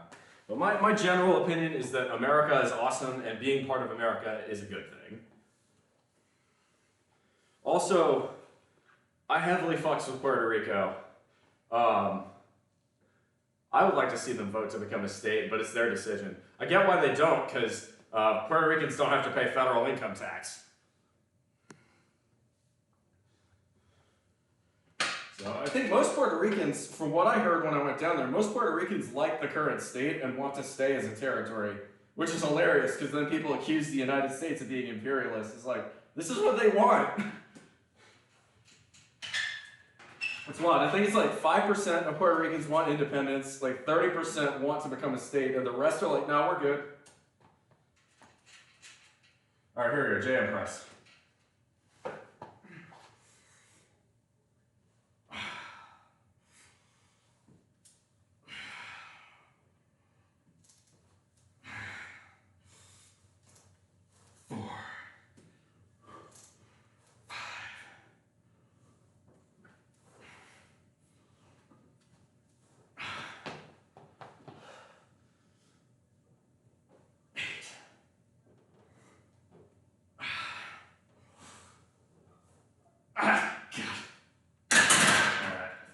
not bad.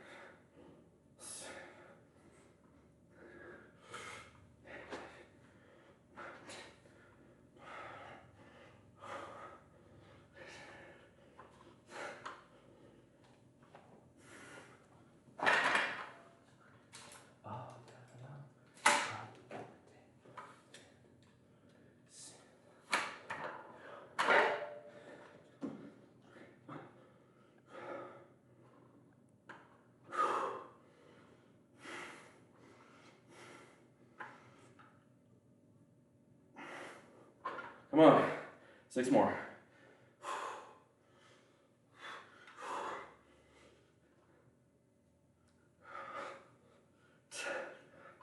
How we do?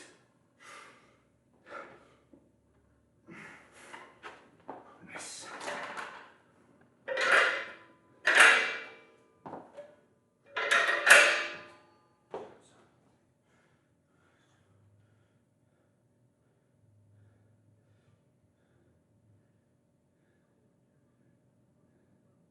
All right, let's see, we got 2, 6, 8, 11 sets left. How do you like your regional fruits? Oh, dude, I'm so excited about all the tropical fruit there. Avocados and pineapples and papayas and mangoes and everything else. More importantly than the fish. Oh, the fresh fish is gonna be so good. Yeah, I feel like this particular, it's the angle too. Makes me look like absolutely freaking, makes me look like Superman with this. Look at that. I feel like I look good with that. All right, now I'm gonna take my watch off, just not for any functional reason, but it's the metal belt keeper, or the metal band keeper. Scrapes up against the knurl bit of the bar when I'm doing JMs, and I don't know, I don't like that sound at all. Yeah, it's like scraping metal on metal. Hey, shout out, thanks for the shout out to John. Y'all, dude, if y'all think I'm big, go fucking watch John, he's nuts.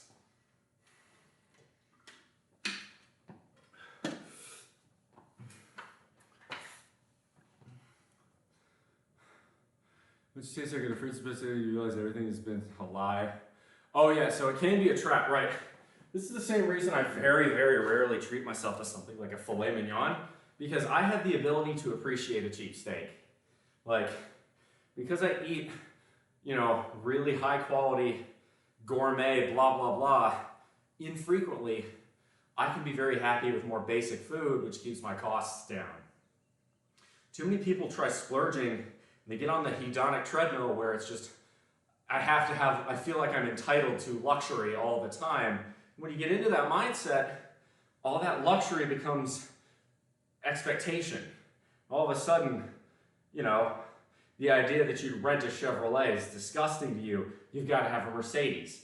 And when you do that, that's when it becomes impossible to ever be free, because you're going to have to work the rest of your life just to maintain all those costs. And then on top of that, demanding all those luxury items 24/7 is terrible for the environment. So if you give a damn about climate change and reducing your footprint, well, start by spending less money. And if you really care, you know, donate the rest to a charity. But yeah, absolutely. For me, when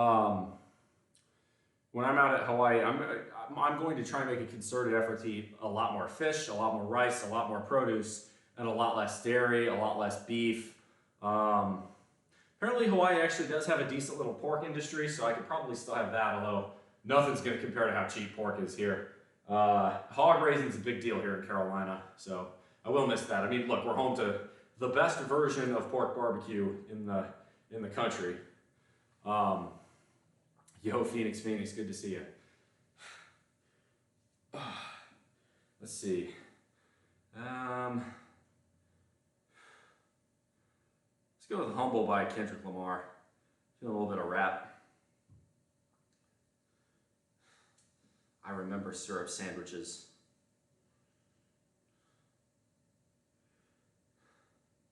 Nobody pray for me. Even a day for me. Well, they do pork pretty well in Hawaii. I mean, they do pork pretty well on any. I mean, like Guam supposedly has really good barbecue. I know Puerto Rico does. They got the pernil. They got the lechon asada. Oh, mwah. Oh, the lechon asada. That's some good shit. This is what I'm saying, right? If Puerto Rico ever actually does become a state, they're part of the South. Their barbecue is too good to be part of any other region. And for any Puerto Ricans watching this, consider that an honor. You're part of the best part of the country. Ye, and I cannot emphasize this strongly enough, ha.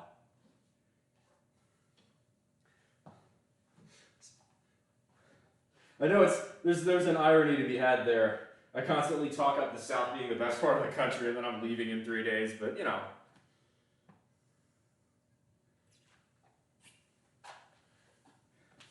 All right. Let's hit this. I remember syrup sandwiches, grandma allowances. No, I can't stop. I cannot sing this song. This is the trouble with Kendrick Lamar.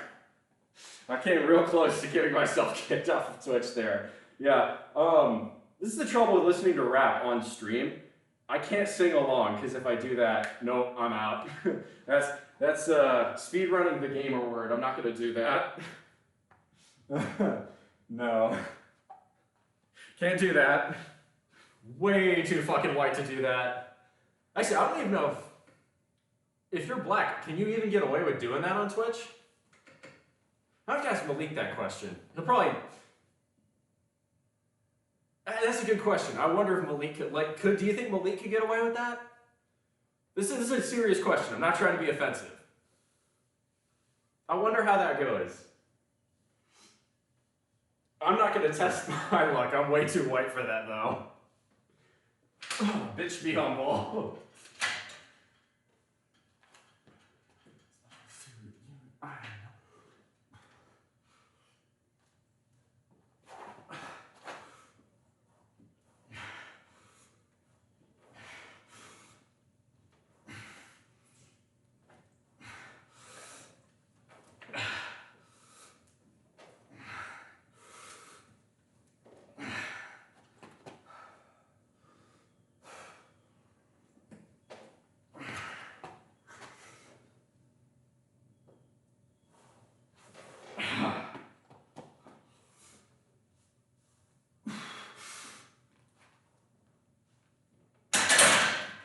So fucking sick and tired of the Photoshop.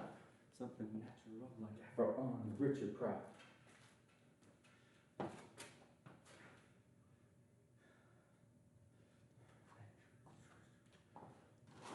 Yeah, I'm not gonna speedrun getting banned by rapping Kendrick Lamar live on stream. Bare minimum, I'd have to get a pass from one of my black homies. And I don't think I've deserved that.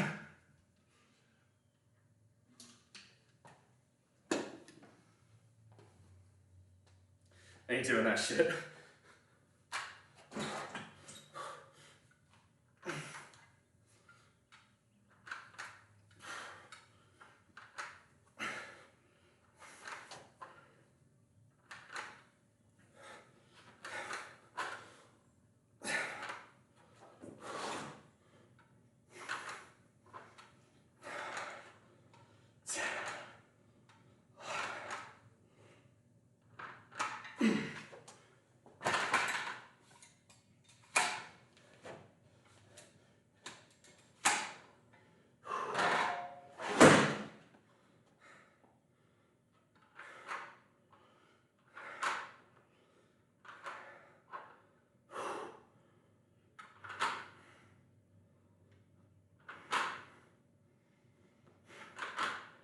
God, shoulders, come on. Finish.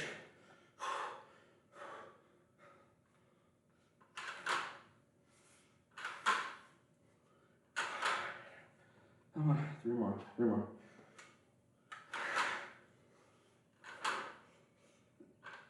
Alright, I'm done with that. The form is falling.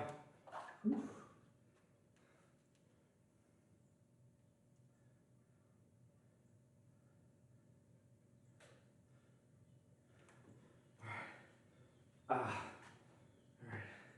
So now what we got? So we got incline press, chest flies, shoulder press, and skull crushers. So let's do skull crushers and incline. No.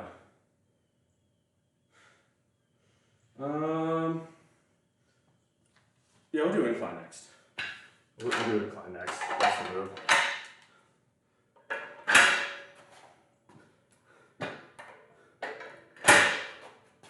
So we'll go for 70 maybe? Is that, no, 80? Yeah, let's try 80. A little bit heavier today on this.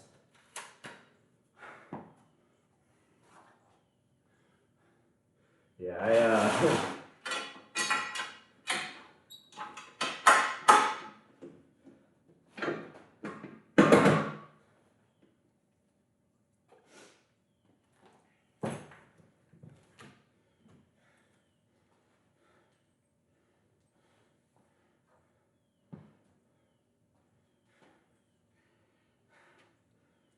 I'm not looking to get myself kicked off the platform. Corn freak on a leash. All right. Works for me. I was planning on hitting something else, but I can roll a freak on a leash. I'm not the biggest corn fan, but I get why people like them.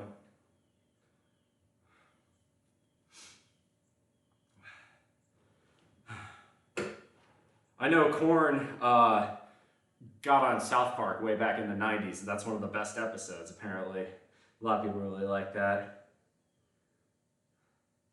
So you got Freak on a Leash, Corn.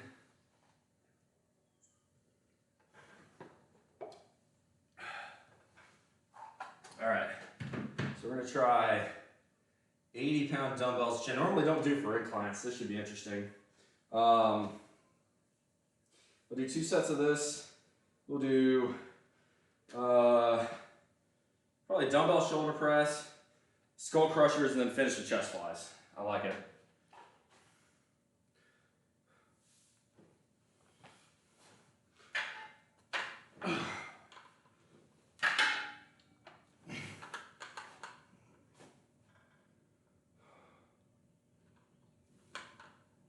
Isn't it Corn Saves Halloween or Corn Saves Christmas or something like that? This is the old South Park episode.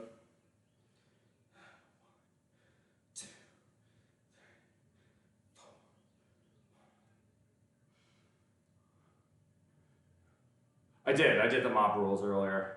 I was doing that while I shoulder pressed.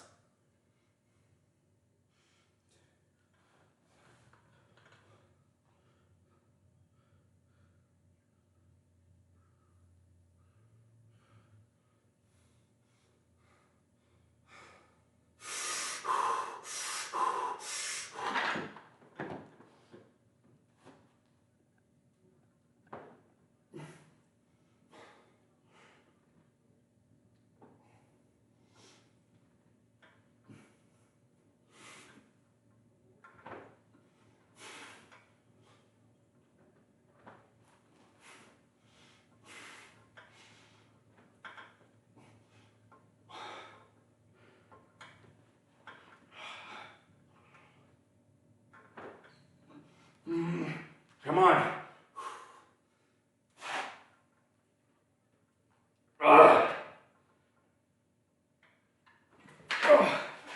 Woo, that was tough. Yeah, Corn's groovy. Pirate Ghost Mystery. There you go. That was hard. That was good. Usually I don't do them with 80s, and that was 10 reps. Let's stick with that. That felt good.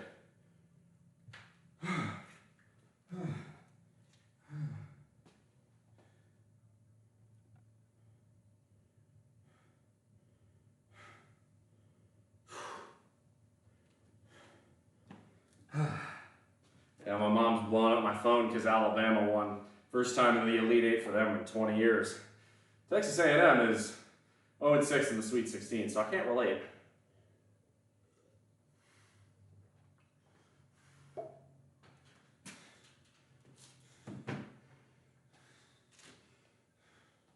All right, let's roll. Go ahead and add my protein to the diary here. 380, 64, 7, 17.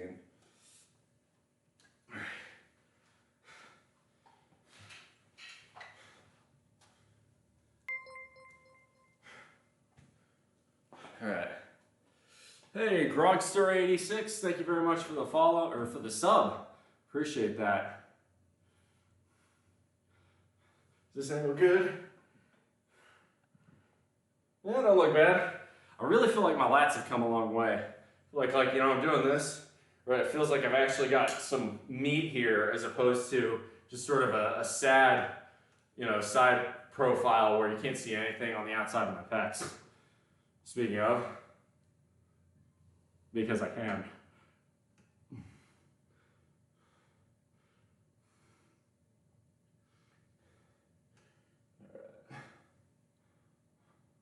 Slabs of beef now, hell yeah. Now I just gotta be more disciplined in the kitchen. I've eaten way too much this week. The last 3 days has just been going out to eat 3 times in a row, either at a friend's house or at a restaurant. It's too much. I gotta be better. It's just been tough, you know, all the going away stuff. All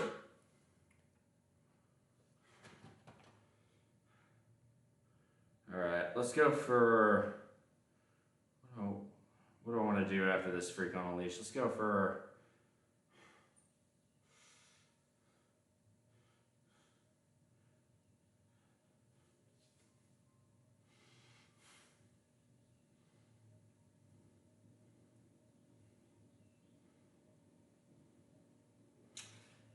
yeah, let's do Seasons of the Abyss.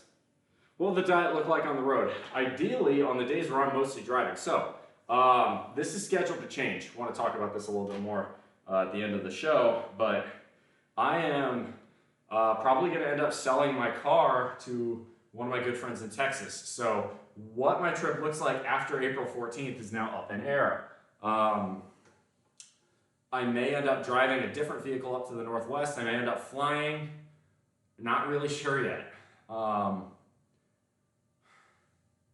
So, you know, it could be something else. But as far as the diet's concerned, assuming I just continue the existing plan with a different vehicle from the 14th onward, the days where I'm on the road are actually not going to be that many because, like on the 2nd, I'm going all the way from here, South Carolina, to Houston in one day.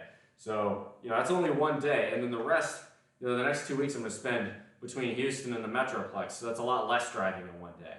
But the days where I'm on the road, it's mostly going to be eating a lot less, you know, beef jerky. I like those little core power things you can get from gas stations, protein powder, because I'm taking that, obviously. You know, and that's going to be sort of the way I go about it. This is the adventure days of mill PCSing. Hey, you're speaking my language there. That's basically what I'm doing here. Difference is I'm doing it on my own dime, which kind of sucks. Yeah, Puget Sound offered to pay that, but they weren't paying as much salary, and well, frankly, I really wanted to do Hawaii, so I'm gonna suck it up and pay for that myself. But because I'm going very Spartan, right, there's a lot less I'm gonna have to pay for. Not shipping my car, not taking a lot of stuff with me, all that jazz. All right. So we're gonna do this, and then we're gonna do shoulder press with dumbbells, and then we're gonna do route changes. Don't think it will. I think Montana would be slightly out of the way. The closest I'd probably get might be Utah, but even then, I doubt that's happening. You're seeing dude in Hawaii is a good time. That's kind of what I'm thinking. That's one of the biggest reasons I'm moving, to be honest. The dating scene is abysmal here. Let's go. Doesn't matter who you're into either. Men, women, or other. the dating scene is pitiful. Again, when rural Texas is a better choice, you know it's bad. All right, come on, let's go. Seasons in the Abyss. We'll slay her.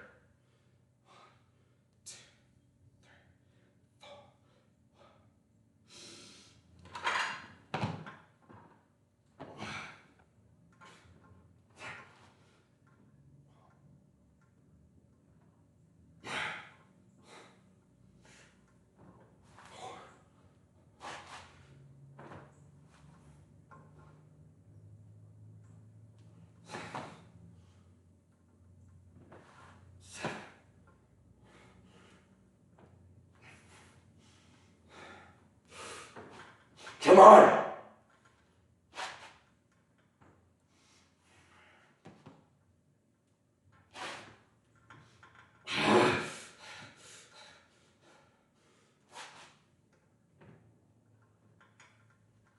Get up there! Ooh, lightheaded.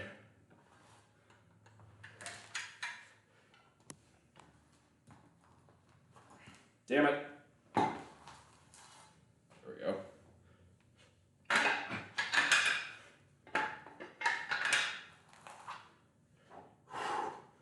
Ooh, lightheaded.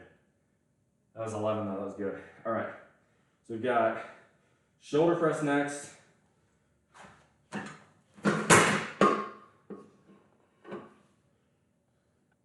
Huh, so that's like a 20-degree bend. All right, I just did it on a flat bench.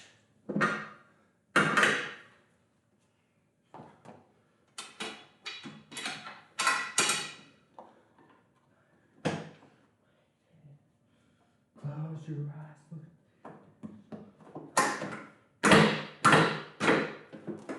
All right, so I'm just gonna go seated. We go to cross grip actually. And another follow, Apollo Nestor. Thank you very much. Welcome on in. As you go insane. All right, let's try 60s to start. Go fairly heavy here on the first one, and then we'll go down weight from there if need be. You come back over here again, Mr. Mosquito, you're gonna die. South Carolina. One of the less appealing things about this state. And bloodsuckers are fucking everywhere. Honestly, 100% the worst thing about this state. This is a state that started the Civil War, and the worst thing here is the mosquitoes. That's how bad they are.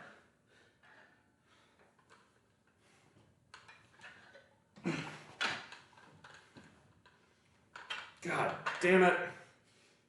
I shouldn't be saying that on Good Friday. I apologize. One of them got me in that part of the back that you can't itch. They'll be better than they are here. The Southeast is notorious.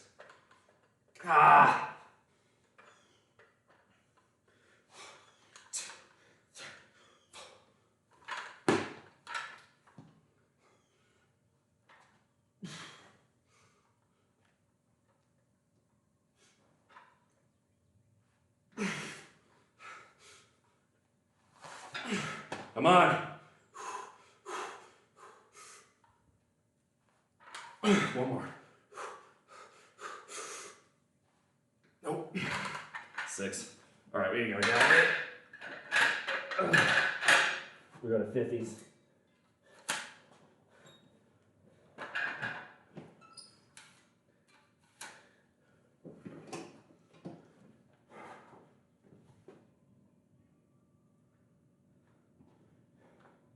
While we're recovering, we'll move to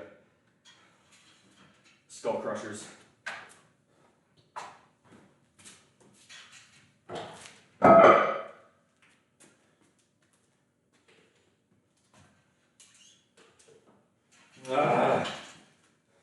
That mosquito bite is in like the worst possible place. I hate them so much. This is the one thing I won't miss about this. cotton picking state fucking mosquitoes. Ugh! Oh, they're just the worst. Let's go with 100 for the full crush.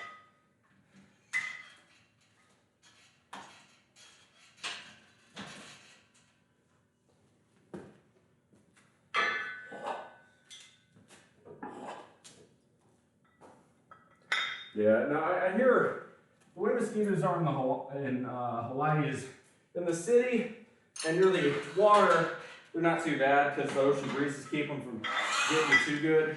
But if you go into the, the intersections of the island where it's rainforest, bring bug spray. They get awful up here in BC. You only have to deal with them 4 months a year though, Red Prince. Also, welcome, thanks for the first time chat. Mosquitoes are an 11-month problem here in South Carolina. Hell, I've even gotten bitten in January.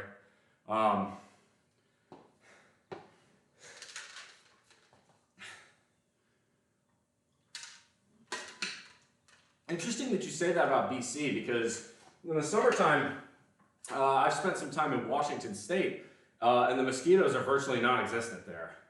So it's interesting that they're that bad in BC. Are you kind of interior BC, like Kamloops or what is that, Prince George up there?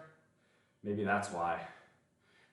But like near the coastline, Washington, they're not bad. So I'm wondering what's going on in BC if that's the case. Or do you live in Vancouver, in which case, bless your heart.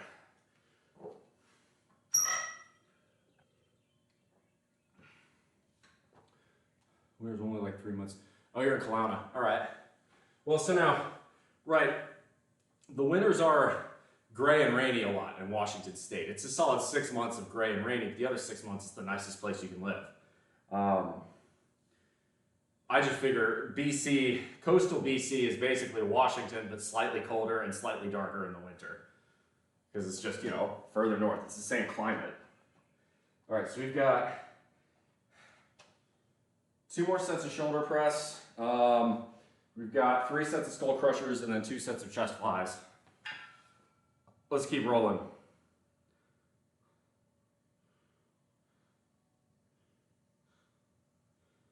Oh, yeah.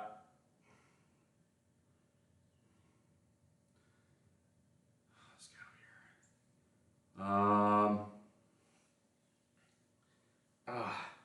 So fucking itchy. I'm getting bitten up again a lot. This is the downside of this fucking place. I mean, it's March and they're already getting bad. I was getting bit up in February though, so. Again, I really, really do love the Deep South. It's my favorite part of the country. But by far and away the worst thing here, even worse than the dating scene, is the mosquitoes. There's one, like if there are things I could fix about South Carolina, mosquitoes would be at the top of the list. And everybody I know from the rest of the South has said, yeah, South Carolina has the worst mosquitoes, except for Louisiana, that's the worst. Louisiana mosquitoes, I mean the entire bottom half of the state is a giant bog. It's a bayou, so of course it's going to be mosquito ridden. It's a giant swamp. Like an ad day for me in about an hour trying to find my energy. Fucking get it, bruh. Fucking get it. Strong like bull. Speaking of, I got another set to do here. 20, 30, 40, 50. 20, 30, 40, 50.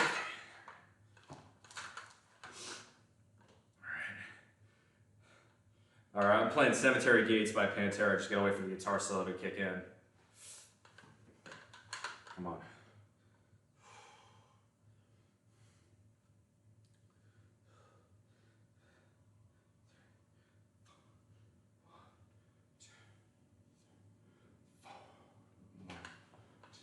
Hey, thanks for the follow. Appreciate it. Welcome to the bullpen.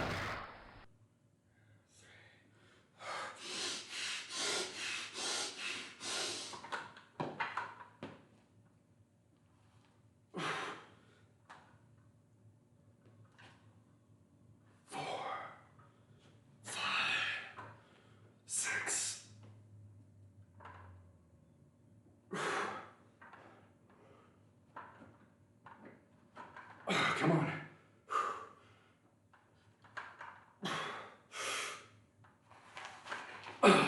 That's good. That's 12. I'll take that. That felt pretty solid. Controlled.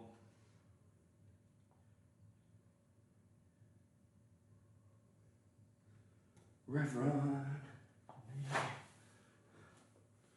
Hey Kareem, it's good to see you. I'm doing pretty well. A lot of stuff been happening. We're gonna talk a little bit more about the financial independence and the journey and the trip and a lot of jazz I was talking about earlier when the workout's done, but we still got 1, 2, wait. No, should we still get 6 sets left? I gotta keep going. Gave it all away.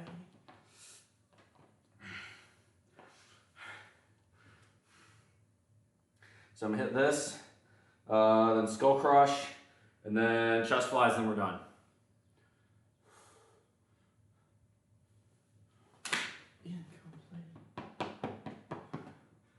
I'm seeing my car turn to yellow. All that pollen. It's only been outside my garage for 2 hours, and that's what's happened.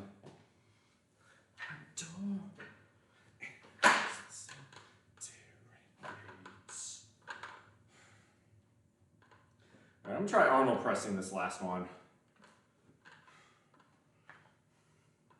So I like Arnold press because that twist kind of hits multiple heads of the delt.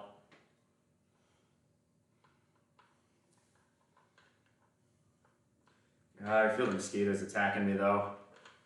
Itchy as fuck back there. All across my back.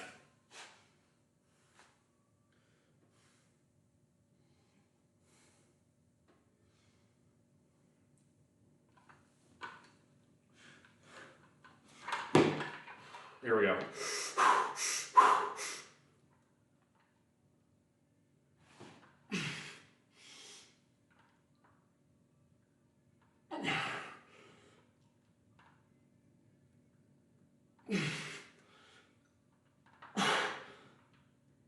Come on, 8.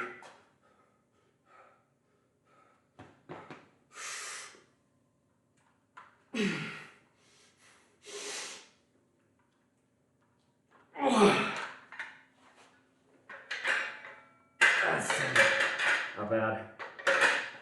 Not been the best workout, but it's been all right.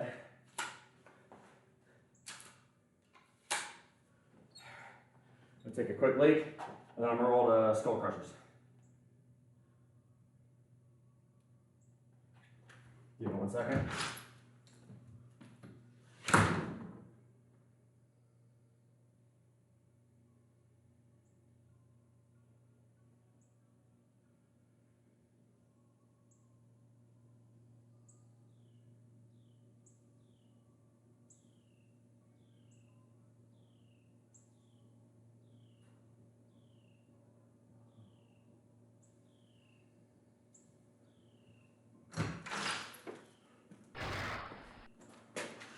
Alright. This is 100 pounds. Really going for hypertrophy here. Nothing too crazy.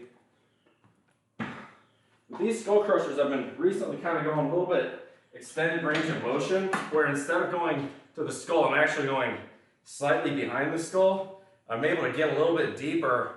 I've been feeling that really nice on the chunk of my triceps closest to my elbow. So that's what we're going to do here.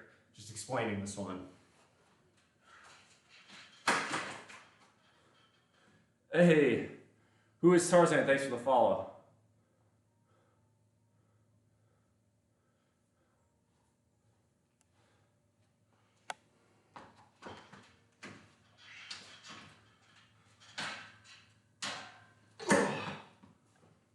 Let's go.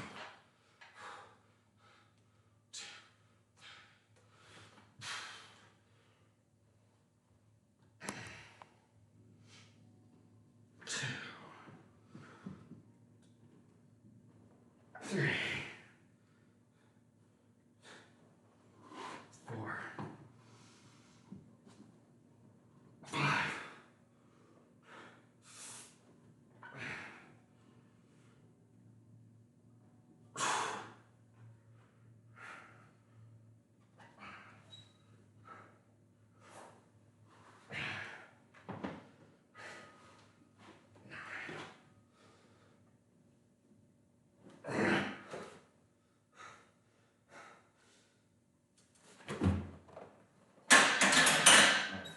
One down, 2 to go.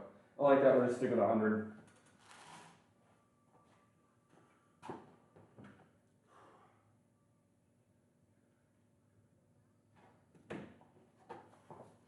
They're a little Megadeth here. Those skull crushers. Yeah, so that's what I was saying. With skull crushers, the idea here, I'm gonna do this facing perpendicular so you can see. The idea with the skull crusher is to just be moving your elbows, right? Really isolate that tricep. But obviously, because your skull is right here, this is as far as you can go with skull crusher. However, if you move the elbow a bit further back, you can go all the way to here. Really stretch out that tricep muscle, and that's what I'm trying to do. Instead, play around with it. You may find you like that, you may find you don't. It's just something I found that makes the exercise more effective to me. But that's a very minor difference. Ultimately, you're still doing the same exercise. So the other nice thing is well, if you lose control and you have to drop it, you're not going to give yourself brain damage. Oh, make no mistake, doing it that way with the extended range of motion hurts more. Like you're not going to be liking it. Your triceps will be fried, but for me, it's effective. God, you feel a mosquito harassing me in the back there. It's another bite. He's getting a feast today. All you can eat steak dinner for lunch.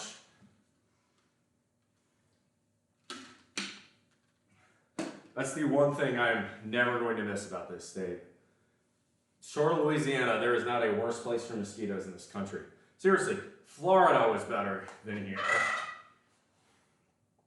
If you've got worse mosquitoes than Florida, you know something's up. Like seriously, I've looked at mosquito prevalence maps. South Carolina is about on par with the Mekong Delta in Vietnam, the Ganges Delta in India and Bangladesh, and the Sahel region in Africa. So we're talking Sudan, Niger, Chad, northern Nigeria. Yeah, that's about how good South Carolina is on mosquitoes. They're awful. Nathan's afraid of dropping the weight on my head. Yeah, see, now if you're scared of that, well then this is an even better exercise.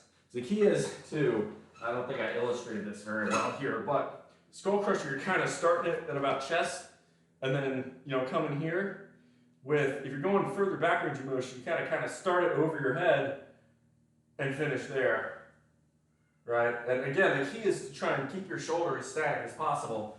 Really try and just work on the flexion of the elbow. Okay. Let's go with,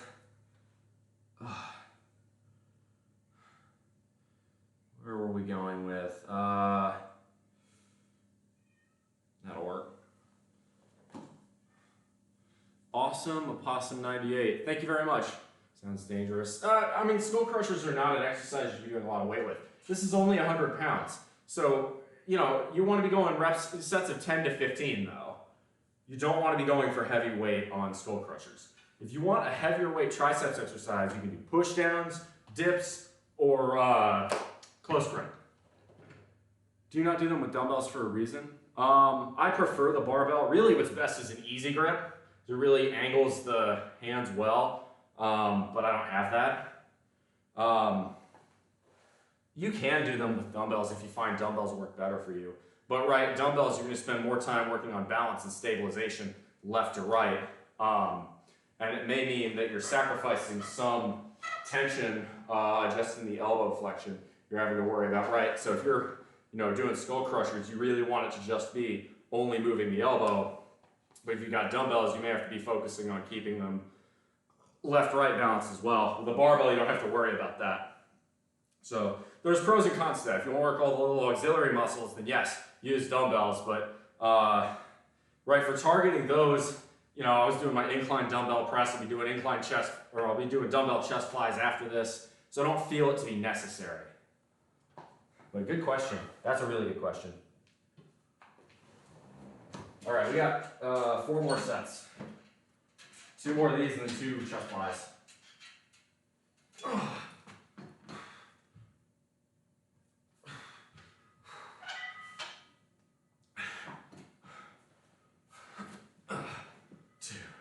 three.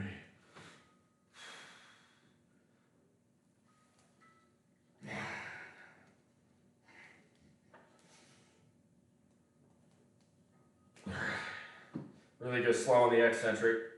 That's more like it.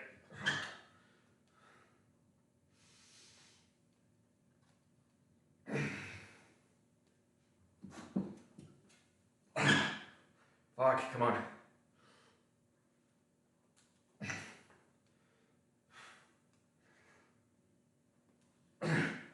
Ah. One more.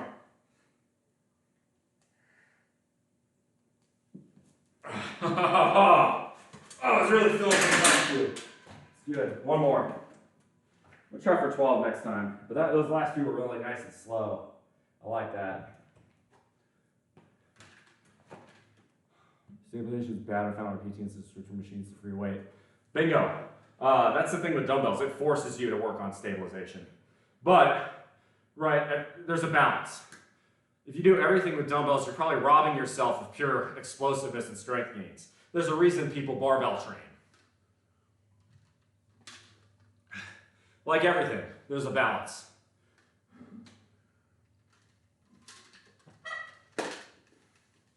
All right. One more set of that. 2 sets of chest flies.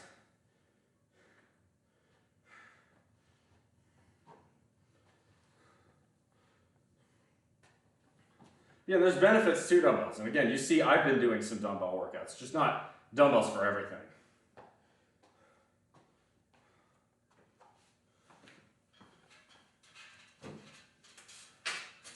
Plus, it's fun to vary things.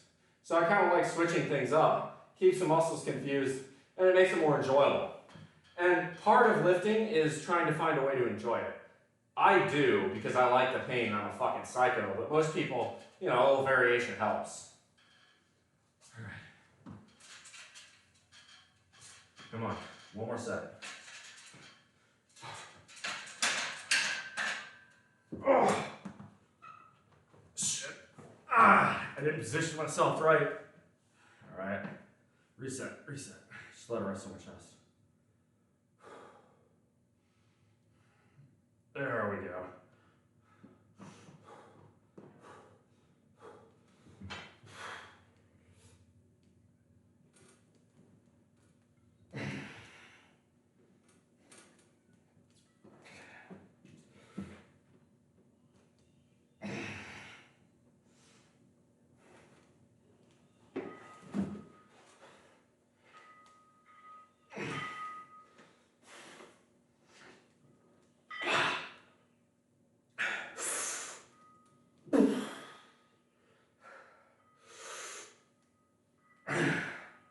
Come on.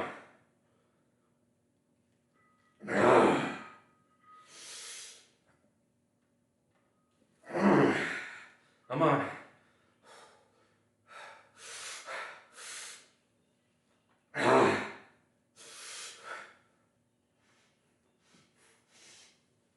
I failed. It's 11. Fuck. Oh, that felt good.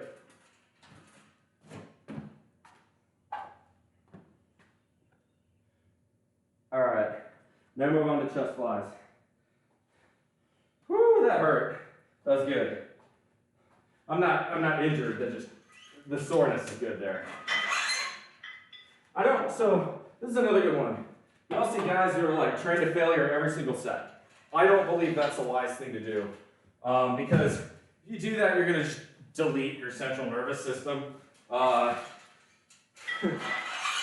you'll have trouble really functioning for the rest of the day. I mean, there's a lot of benefits to it. You're basically going to that level of intensity on super squats, but that's a very low workout, a low volume workout, and you're not doing it more than 3 times a week. So these guys who are like 5, 6 times a day in the gym are going to failure every single workout. Well, usually 2 different categories. They're either hurting their own gains by risking injury, because if you go towards failure, it's natural, you're gonna break form a little bit. But moreover than that, it's either that or it's guys like Sam Sulek. There's nothing wrong with Sam Sulek, but he takes steroids. And when you take steroids, your body is able to recover faster than if you're natty. As a result, you can train to failure a lot more often. So if you're on gear, it's different. Cable flies are one of my favorite exercises. Cable flies are good. I actually prefer dumbbell flies, but I will do cable flies, like upright cable flies like this. Actually, even better is the machine fly. I really like the machine fly, the way that feels. I don't get the appeal of Sam. I do. His knowledge is very good. His recommendations are very good.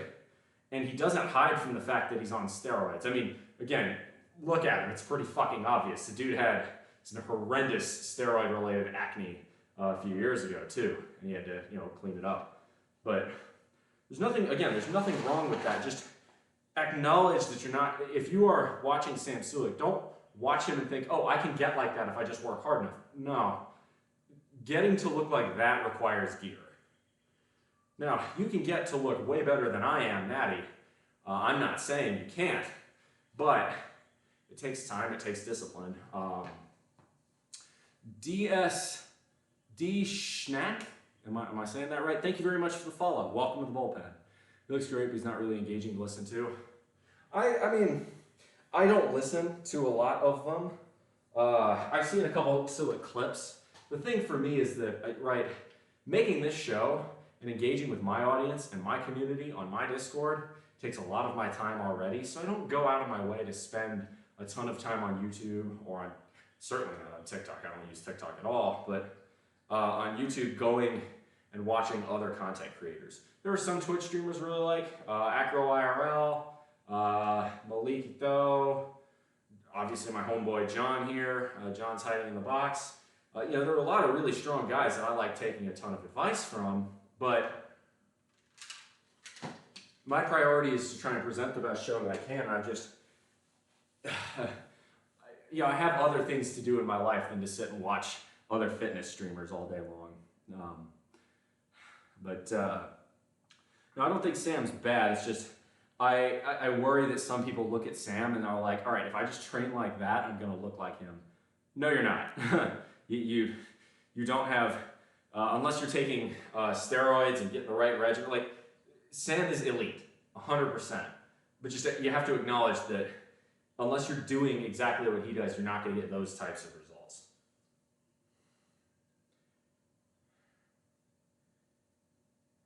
Let's go Superman by the Kinks. All right, we got 2 sets here, and we're going to do chest flies. These are really to just burn out the pecs. Should be good. You know what? I actually might do just 1 set of chest flies, and then just bang out as many reps on dumbbell bench press as I can. No, stick to the plan. Go with flies. I'm going to go real slow on these. These are 40s. What about Tomo? Oh, Tomo's fantastic. The girl fitness streamers really know what they're doing. I like Swole CC. Limitless Fitness might be my favorite because she's doing all that, looking that good, and she's a mother, and she's a loyal wife. Like, mad respect. Limitless is probably my favorite of the female fitness Twitch streamers. I have so much respect for her.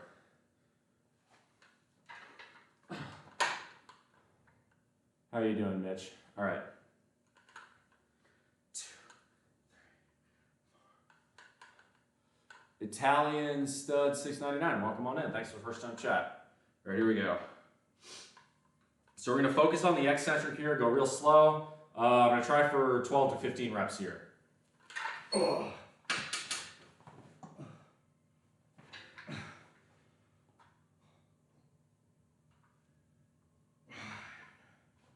Really about the hypertrophy here, that stretch.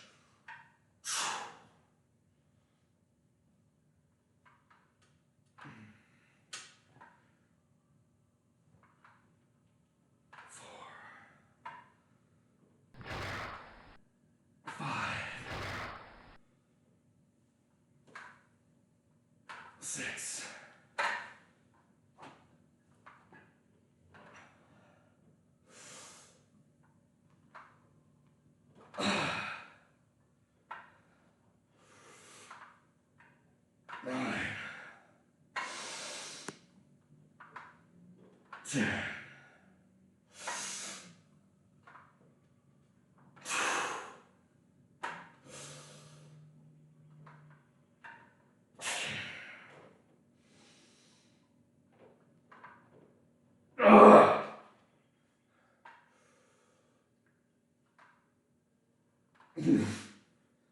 on, one more.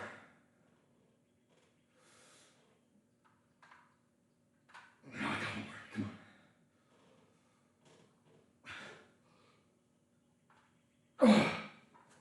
Oh, that last one felt good. Hey, Italian stud, thank you very much for the follow. Whew, that hurt. We got a bunch of new followers today. Mikey, how close are we to 2,000?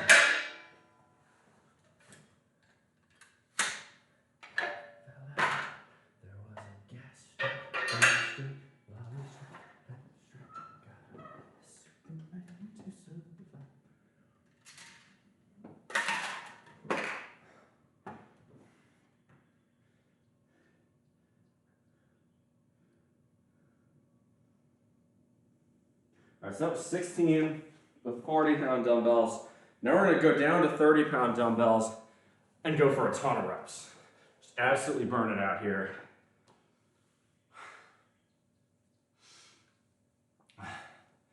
Yeah, no, there's loads and loads of great fitness and health Twitch streamers, but I just don't have that much time to watch them. There's a couple that I really like on YouTube. I recommend Alan Thrall. Ooh, all right, we're up to literally 1984. I like Alan Thrall a lot. He's a really good natty guy who's really good all-arounder. He's done bodybuilding, he's done powerlifting, he's done power building, he's run loads of programs, he's got lots of good advice. Jeff Bromley's more of the powerlifter side. Or not, sorry, Jeff Bromley. Alexander Bromley, excuse me. I don't know why I thought it was... No, sorry. Alex Bromley is really good for more of the powerlifting side of things. And then Jeff Nippard, very good for the hypertrophy, bodybuilding, really getting that good aesthetic side of things. Another one I really like is Trainer Winnie. Trainer Winnie does, you know, sort of stick figure animation style, but I like the way he explains things. I don't agree with everything he says. For example, he really doesn't like the single dumbbell waiter curl, whereas I find that I've not found an exercise that gives me a better pump on my biceps. Now, does that mean I do the waiter curl every single time I have a pull workout? No. But am I going to throw it in every now and then as good variation? Yes. So that's sort of a difference to me. I really find that it's effective, but Trainer Winnie mostly does things based on feel, but I appreciate his approaches. What I like about Trainer Winnie is that he's very approachable with it. I think my biggest quibbles with Trainer Winnie is that he undervalues the squat too much. He prefers Romania deadlifts for glutes and hack squat / leg press for quads, which are better for bodybuilding, but there is something to be said about the compound movement that is the squat that hits your whole body. Especially the heavy breathing style squat pioneered by guys like J.C. Hayes and Perry Rader, and all the real strong bodybuilders from the 40s, 50s, 60s, and 70s. Quinny DePoo, that's a name. That's actually really good. I like that. That's clever. Welcome to the stream. Welcome to the bullpen. Thanks for the follow, and ni hao if you're from China. Hell yeah, I will make those jokes.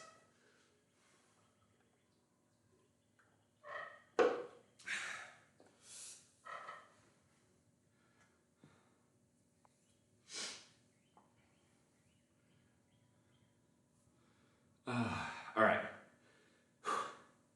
So what I'm going to do now is rest up another minute or two. We're going to absolutely hammer these off. And then that'll be it for the workout. Then we're going to talk a little bit about the financial independence side of things. Lots to talk about there. The future of the stream, lots to talk about there. The big move coming west. For those of you who are new and haven't heard, I'm leaving my native state of South Carolina in 4 days, and I'm traveling to Hawaii. I have a new job out there. So if you live in Georgia, Alabama, Mississippi, Texas, Louisiana, New Mexico, Arizona, California, Oregon, or Washington, and you want to hang out, come talk to me. The Discord is going to be where you want to be. Just type !Discord, it should show up. All right.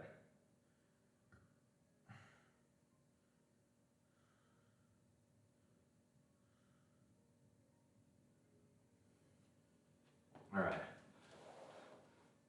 You're in Oregon? Well, I'll be rolling through probably.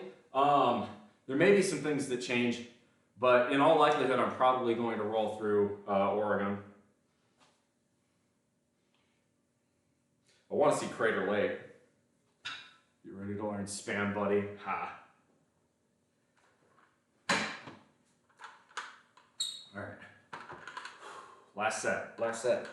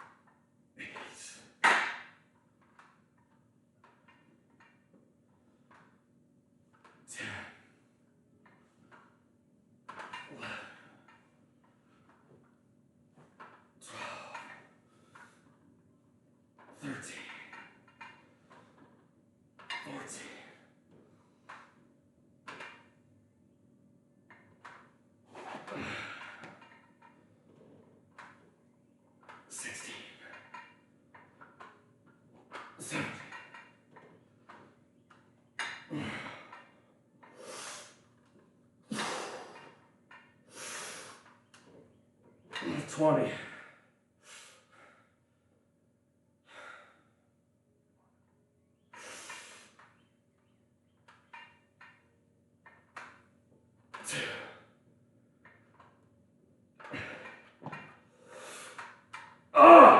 Come on! Five more, come on. Come on. 2. 26. 27. 28.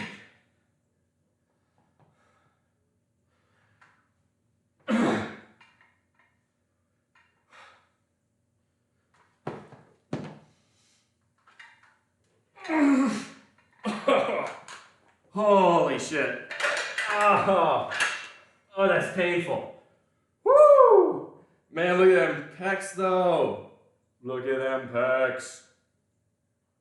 God, they're so sore I can't even bounce them properly. Bruh, that's good.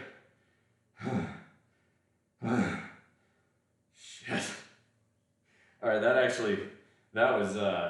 was the hardest I've ever gone on dumbbell flies. Crater Lake's absolutely beautiful. I know, that's when I see it. So let's talk a little bit about that. Let me just write down that last one. Whew. That was, that hurt. It hurt the right way. A lot of soreness. Let's go. See if I can. Bump, bump, bump. I know normally that's a channel points routine, but I busted ass there, so. All right, let's move y'all over here, you up here, you over here, and you over here. Now, it is time for the Q&A session. So, for those of you who are new to my channel, let me talk a little bit about who I am. What's up, Eris? Good to see you. Who I am, what else I do besides working out, right? Most of you are here because you see, hey, big strong dude named BullMuscle lifting iron. But I do a bit more than just that. As you can see on the bottom left corner of your screen, there's a little timer there that says financially independent, I'm free in 397 days and 17 hours and change. Well, today I will announce that that clock has become something of a formality for several reasons. The first is that because of the great boom in the stock market over the last 6 months, I've hit my financial independence number. I've done it. I'm free, baby. It's over, and I've won. So feeling great about that. But there are some caveats. Question, what trends or fads in physical fitness make you go opinion Descartes? Okay, this is a good one. 5-minute ab routines don't work. If you really want abs the way I have them, right, I'm at fairly high body fat percentage. You can still see some abdominal definition. The reason for that is because I use them intensively when I squat. A proper squat should have abs engaged, core engaged the whole time. The same applies for a deadlift. If you are hitting squats heavy, your abs will feel sore at the end. OMG, do you want a cute husband to share your life with?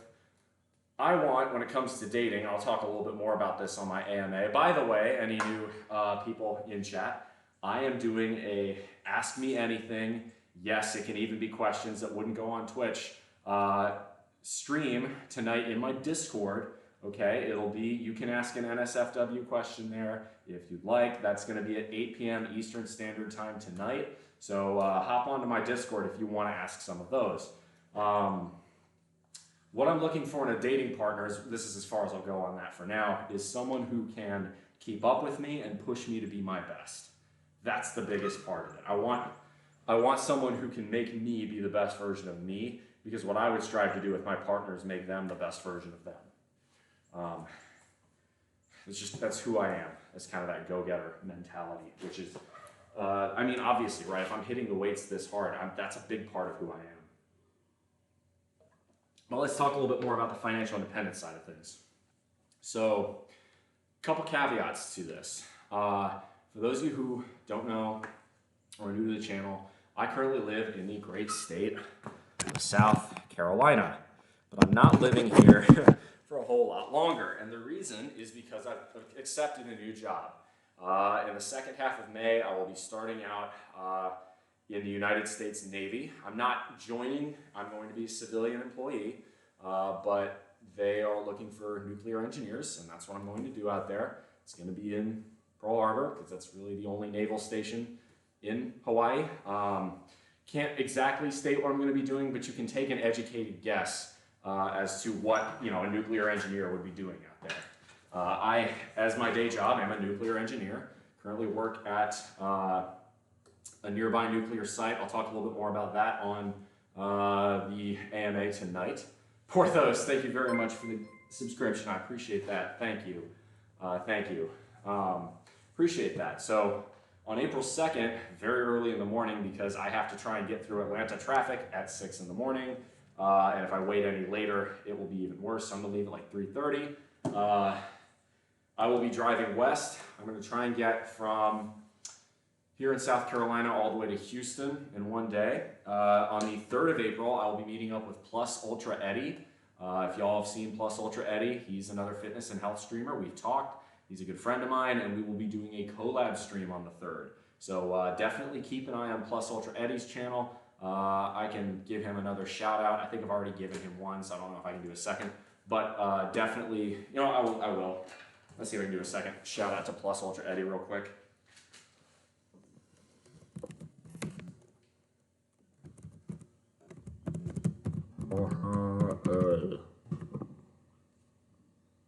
Yeah, there we go. Go give Mr. Eddie a follow, because we're going to be doing a collab stream in the gym on Tuesday the 3rd. So that should be a lot of fun. 4th and 5th, I'm going to be in College Station, Texas, my alma mater. Y'all can figure out what that is. The 6th through the 13th, I'm going to be around the DFW Metroplex. So if you're in or around Dallas, Fort Worth, come hit a bro up. 14th and onward, I'm going to be moving west through, at the moment, the current plan is New Mexico, Arizona, California, including Los Angeles and the Central Valley, probably not San Francisco because I don't really want my car broken into, Oregon, and then Washington. Eris Gamer asks, do I drink coffee or do I think coffee is bad for you? Coffee is good for you. It's got good antioxidant properties, but there are a couple caveats to this. The first is that caffeine is an addictive substance and you don't want to become too dependent on it, so don't have it every day. The second one is that coffee stains your teeth. So if you're going to have coffee, make sure you're brushing your teeth, because coffee breath is also really fucking disgusting. So, you know, brush your teeth, or at least have some mouthwash on tap after you're done, so that we don't kill your coworkers with coffee breath. Third off, coffee on its own is a very low calorie drink. However, most people add cream and sugar. Cream and sugar is fat and empty carbs. You don't want that. Drink your coffee black like a man. Same thing with tea, because people do the same thing to tea. Now, a little milk in your tea isn't bad for you, because milk is good, it makes strong bones, but cream and sugar are to be avoided. That's my opinion on it. I don't drink coffee. I will occasionally use caffeine pills if I decide I want a little bit more energy for a high intensity workout, but I try not to become dependent on them. So, cut sugar out of my coffee in my 30s, good for you. But yeah, try not to do much in the way of sugar or cream in your coffee if you indulge in coffee. The other thing is that coffee is expensive, rightfully so, because coffee can only be grown in the coffee belt, which is in the tropics, and due to the effects of global warming, coffee harvests are going to get hit pretty hard, right? You know, think about where most coffee comes from: Kenya, Ethiopia, Indonesia, South America, Mexico. You know, these are places that are going to get hit by climate change very hard. Never got a taste for coffee. My caffeine has to be cold. Well, those energy drinks are pretty bad for you too, for the most part. I try to, again, not depend on those too much. Caffeine itself is not bad for you though. In fact, caffeine does have positive correlations to better workout performance. Cream my own creamer with organic coconut milk, allulose, not sugar or artificial creamer. Coconut milk is very high in fat. Be careful with how much you use. Otherwise, that's good.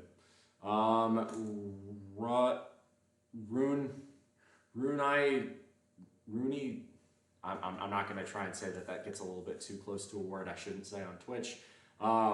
Welcome. Thank you very much for the first time chat. That looks like it's Cyrillic. I don't know if that's Russian, Ukrainian, or some other Slavic language, but Privyet. And that is the extent of the Russian I know. So, hi. Welcome. I don't know what he's saying, so if someone's got a translator, I would appreciate it. I'm not going to do that right now. Anyway, let's talk a little bit about the financial independence side of things. So for those of you who know anything about my channel, for those of you who don't, I make a nuclear engineer salary in a very low cost of living area, which means my savings rate is very high. So we're going to talk about financial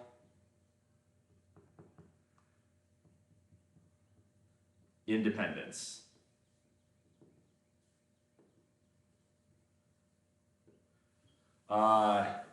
Translated, it's Ukrainian. All right, cool. Eris Gamer, can you speak Spanish? Yo hablo un poquito de español. Yo estoy aprendiendo español, pero no es bueno.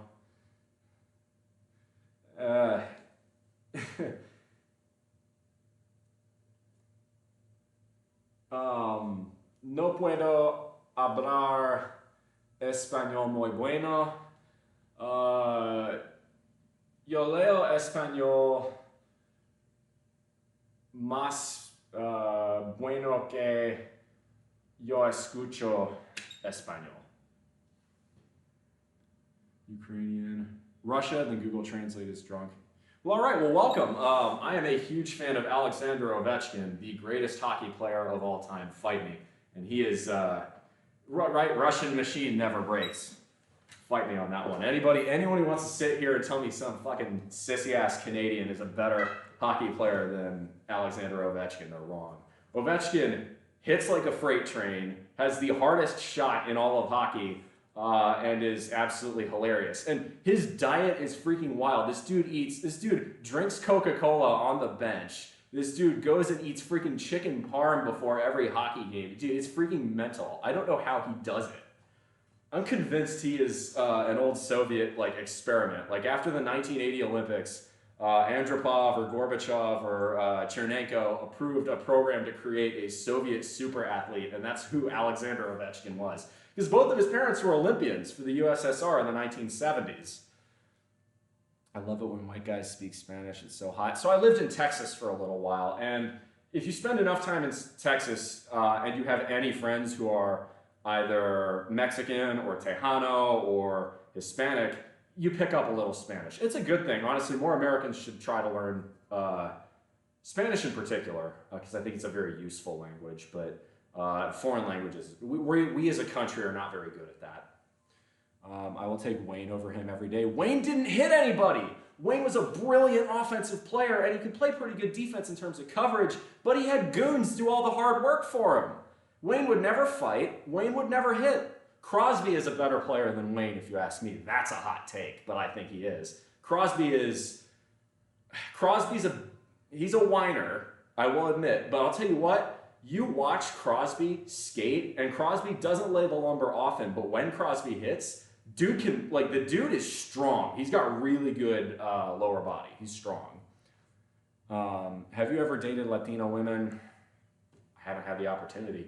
I live in a part of the country that has a really, really, really bad dating scene. That's part of why I'm moving.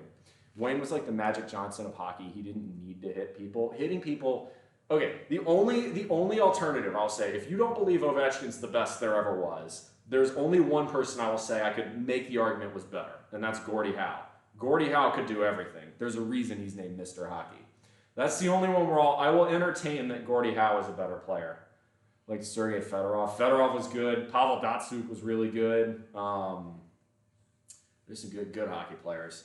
Anyway, so financial independence. What is financial independence? So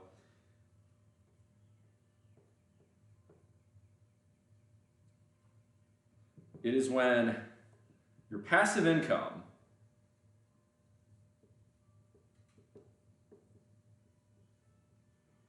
is greater than your expenses. So your passive income is income generated. This can be from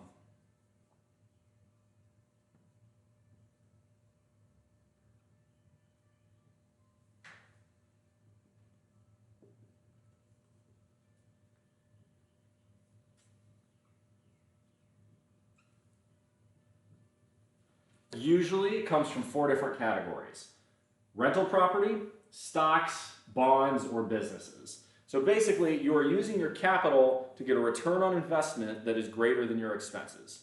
There are 2 ways to gain financial independence. You can either increase your income, usually by increasing your wealth, or you can lower your expenses. Lowering your expenses is the better option because you can control your expenses a lot better than you can control your income.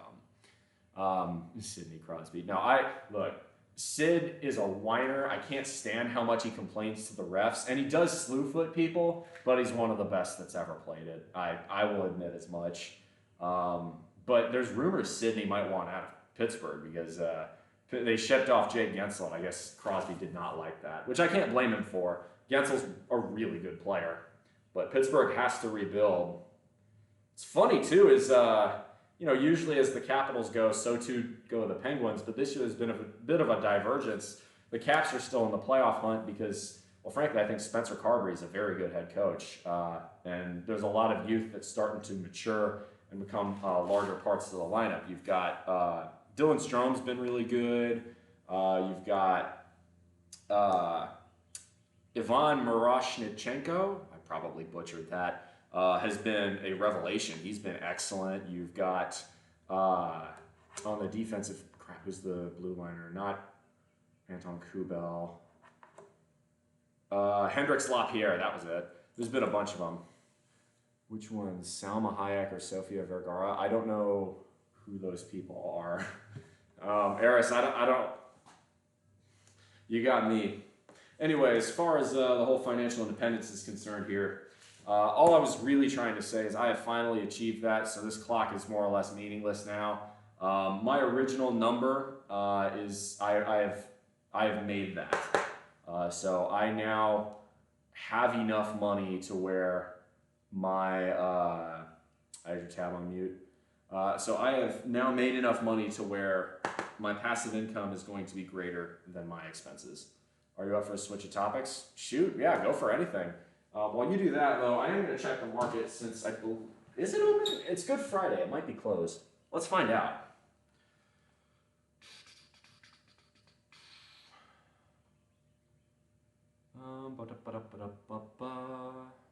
Is the stock market open today? Let's find out. Survey says no. Yeah, okay, so the stock market is closed today. So normally we do Financial Fitness Fridays because it's the only time where I am live on air and the stock market is open, but because it's Good Friday, the stock market is not open today. So we're not going to talk too much about that unless you all have questions about it. But PO, yeah, if you guys have got anything, ask away. I gotta, oh. Okay, one thing, using the back of a marker. One thing that kind of sucks about South Carolina, quite literally sucks, are the mosquitoes. They bite you bad. There ain't much you can do about it. I'll keep talking about FI until, if y'all got other questions, fire away. But I have reached this point now, obviously. Do you ever take ice baths? I don't, because I live in the deep south and that would be ruinously expensive. That is a lot of ice I would need to buy. So no, I don't. Good question though, good question. For me, when I move to Hawaii, probably going to be more.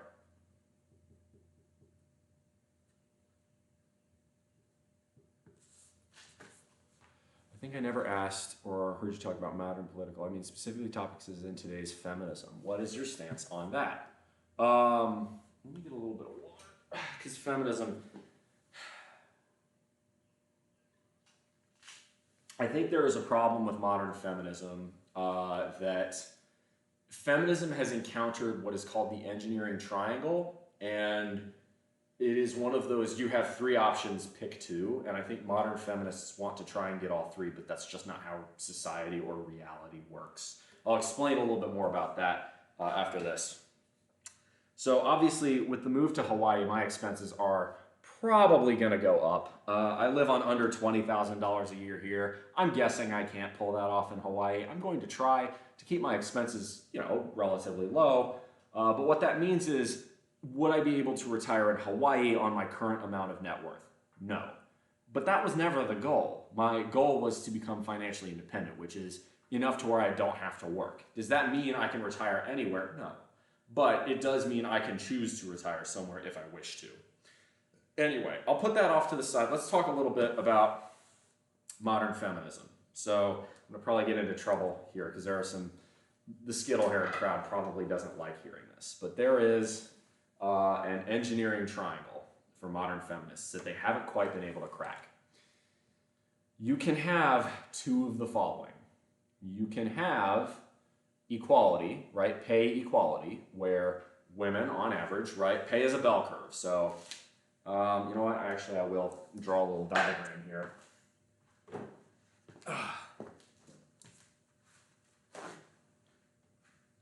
Ooh, oh, a triceps locking up there. You can either have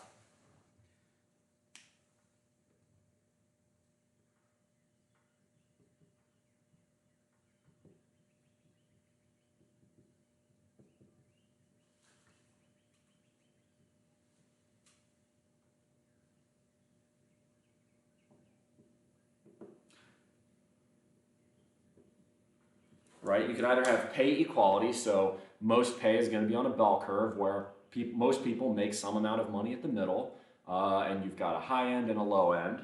You can have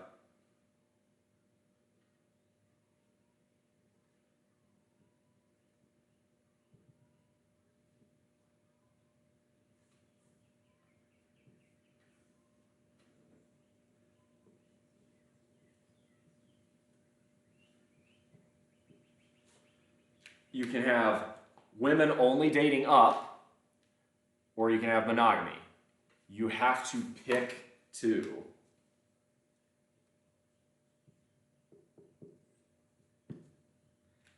Here's what I mean by this, right? And this is statistics, okay? if you have pay equality, which is fine, you know, that's the modern 21st century take. People want pay equality. People want women to get paid equally to men for the same amount of work.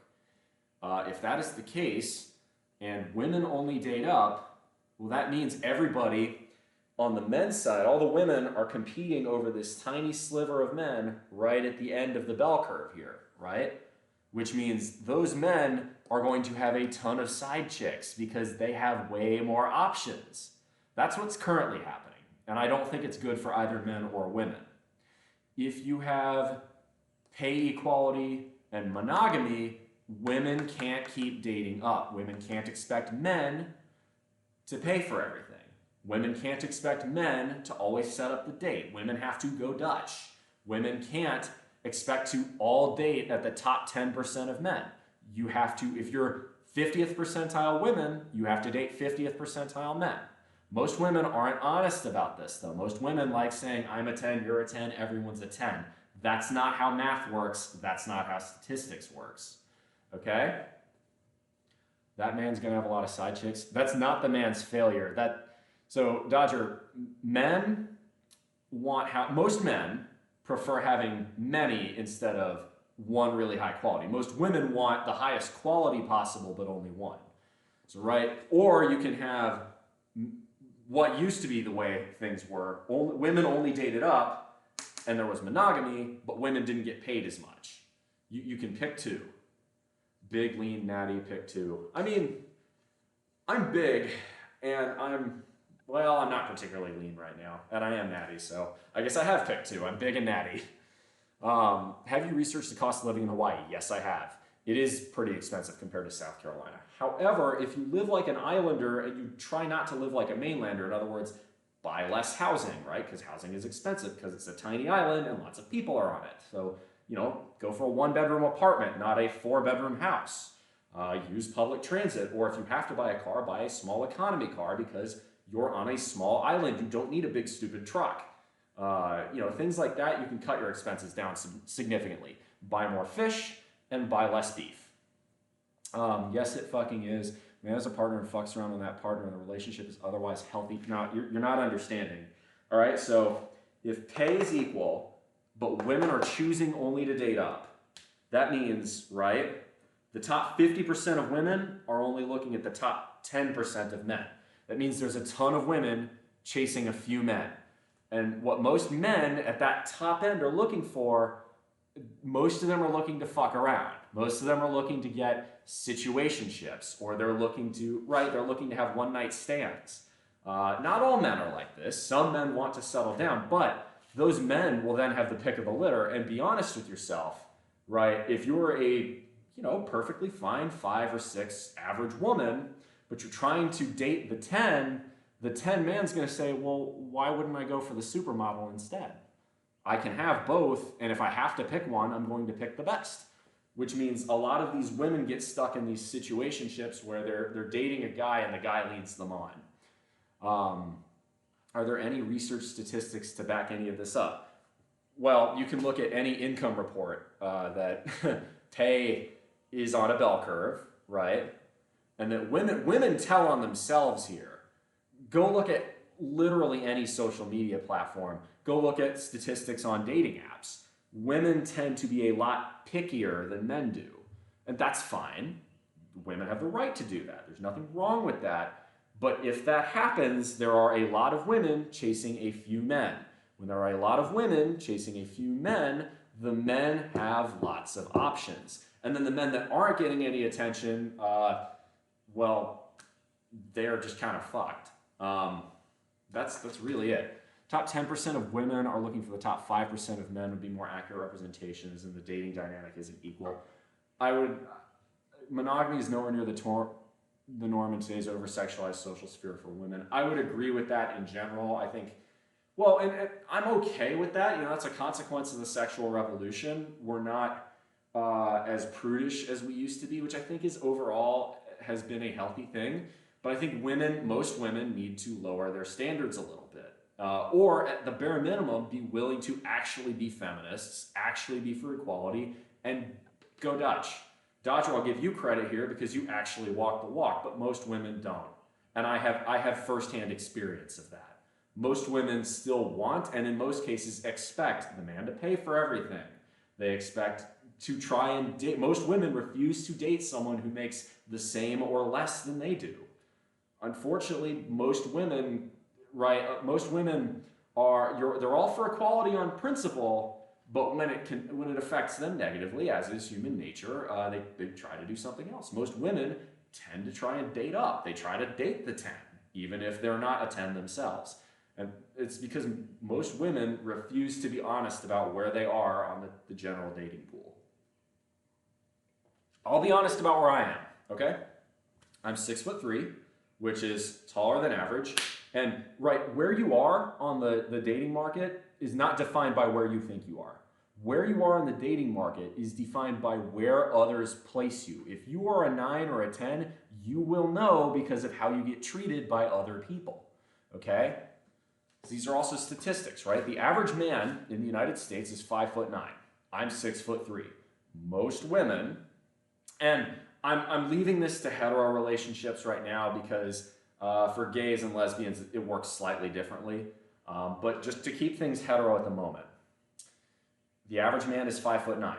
Most women prefer taller men. That is provable. Most women will admit to preferring a taller man.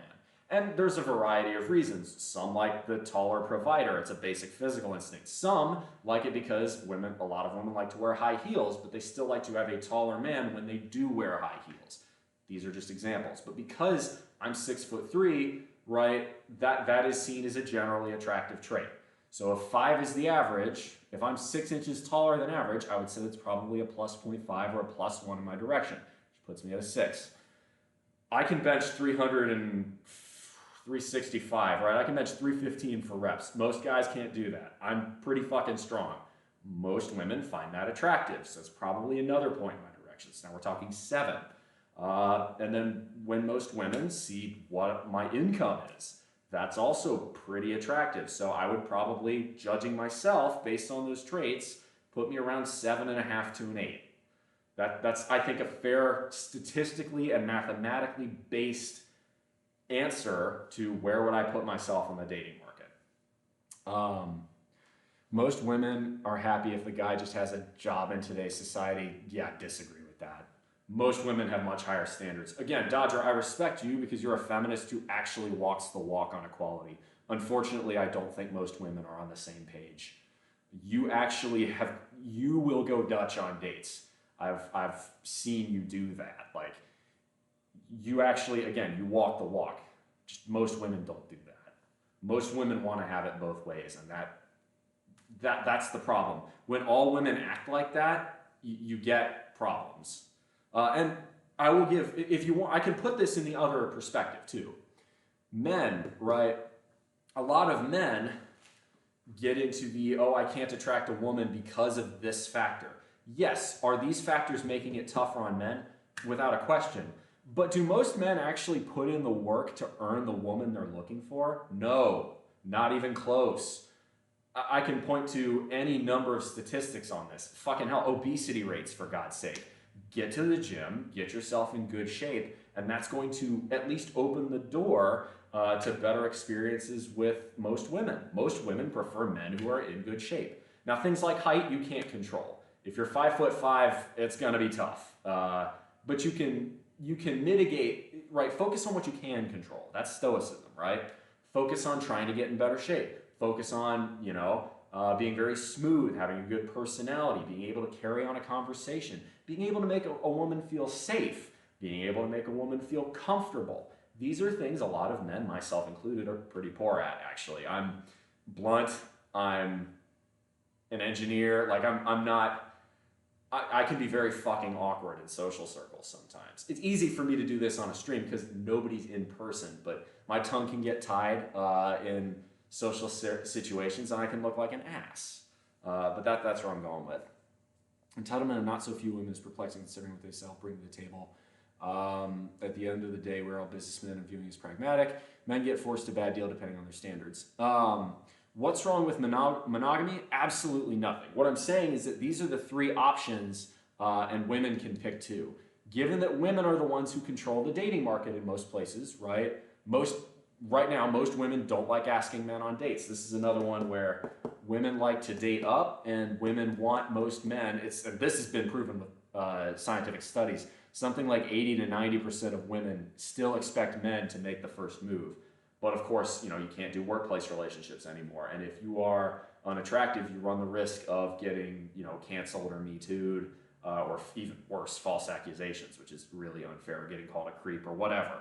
But if you want monogamy, really what I'm talking about with monogamy is the high value men are staying loyal, right? Men prefer most men, okay, this is what I know from other men I've talked to. Most men would love to have 10 5s over 1 8. You get what I'm saying? Men like quantity, men like variety. So, if you are a high value man, if you're an 8 or a 9, you will absolutely, most of them will do one night stands with 5s, with 6s, with 7s, with 8s, and that'll be that. Now, as men get older, they tend to look for really high value women to try and make the one, but most men are very happy to stay around in that fuckboy, quote unquote, zone if they can get away with it. And that's not a majority of men, but that's a lot of the really good looking men tend to be playboys. I mean, look, I've got lots of friends who are in that high value man category, and most of them have some very high body counts as a result, and they can pull who they want. And that there's nothing wrong with wanting pay equality and only dating up, but be aware that if you do that, there's going to be a large quantity of women competing with a small quantity of men. When you do that, you're going to have to, the competition will be fierce, and most men aren't going to want to settle down because they don't need to. Most of those high value men can, quote unquote, why buy the cow when you can get the milk for free, for instance. That's a metaphor. I'm not calling women cows. Don't fucking cancel me over that. You get the point.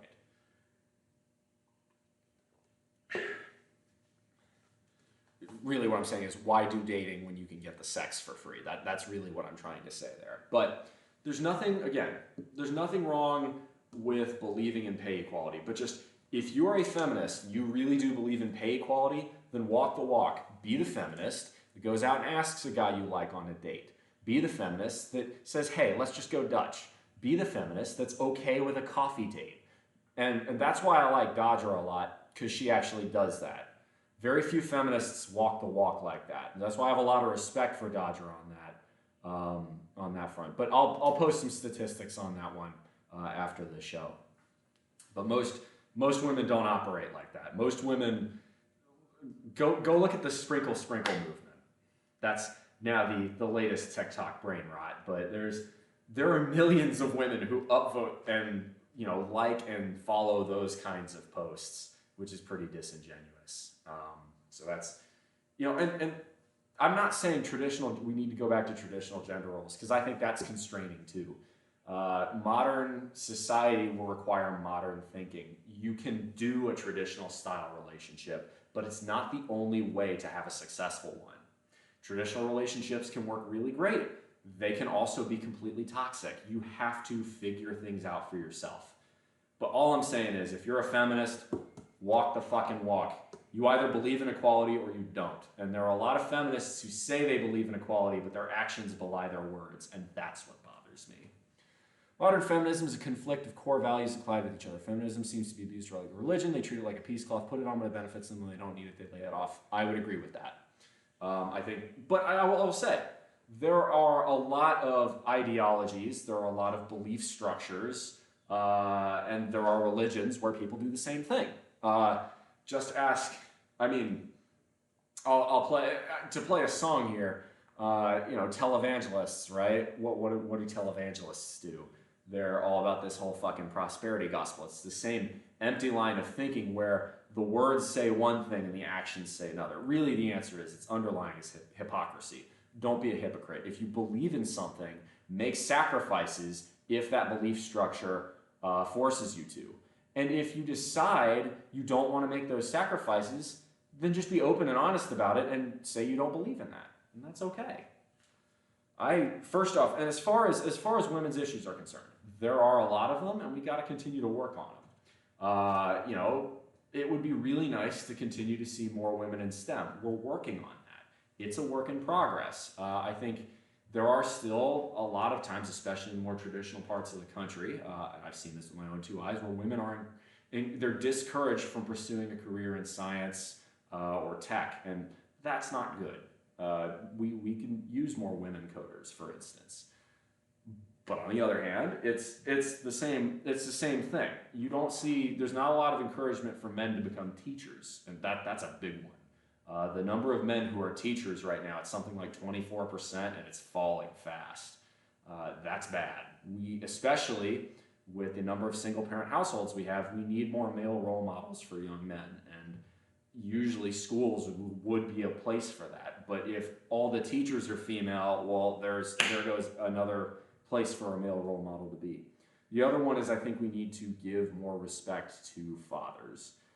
We do have Father's Day in this country, and that's great, but I think one thing I actually do support is paternity leave, just like maternity leave. Now, obviously, right, there is no medical necessity for the father to be there in infancy in the same way that there is for a breastfeeding mother, but, right, the father needs to have that attachment to the baby in the same way that the mother does, and having time off for the father to bond, and more importantly, help the mother in one of the hardest times of a woman's life, which is, you know, postpartum.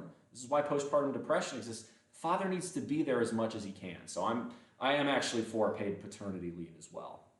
Modern feminism tends to be too radical. I don't really like the word toxic. It's about as good as it describes as individuals. I disagree with that. I think the loudest voices suck up too much of the oxygen, but you could say that about any movement.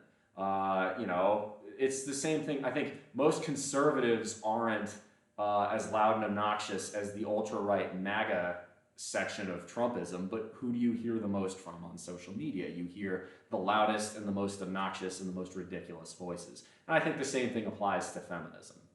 Or you could say the same thing about leftism. I mean, there are progressives, but then there are idiots, also known as communists and tankies, right? If you actually think communism is an intelligent system and is the correct system we should be steering towards in 2024 after, 30 years after the fall of the Soviet Union, I don't have a whole lot to say to you. If you're a communist, I don't think you and I are ever going to see eye to eye on much, but you get the idea. I'm going to take a quick leak, but actually probably look to raid someone here. Unless do we have any other questions? Because it is after 12 now, and I do have the rest of my day to get to. Oh. I have no problem with feminism on the surface. It's when the actions don't line up with the words. That's where I have a problem. I haven't seen or heard modern feminists, to be honest.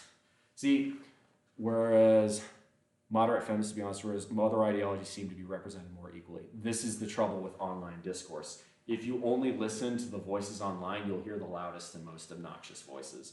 I know feminists who are a lot more reasonable because they're not terminally online. This is one where be very careful about getting all your information and having all your discussions on social media. This is one where social media has influenced a lot of this polarization. And it's why, again, you hear the most radical voices more often than you hear the moderates. I try to be a part of the solution there because I am a moderate, but Isa Alexandru, thank you very much for the follow. Welcome on in. Let's go ahead and look to raid someone.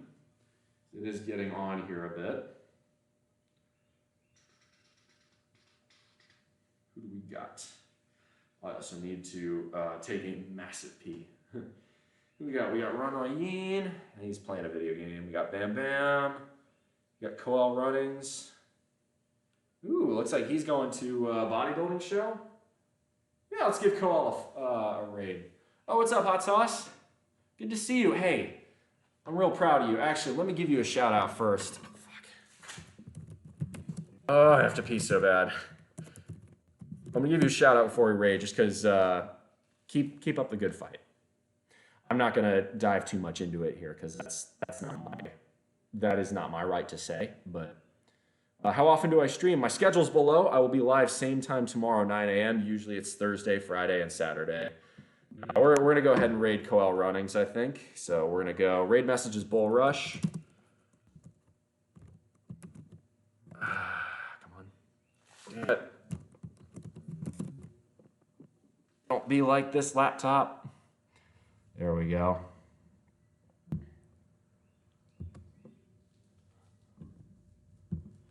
So that is gonna be, for fuck's sake, come on, raid.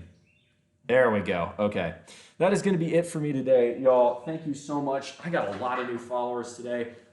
Big Ask Me Anything stream is tonight, so if you guys want to see, ask me, any questions that you probably can't ask live on Twitch, that's gonna be the time to do it.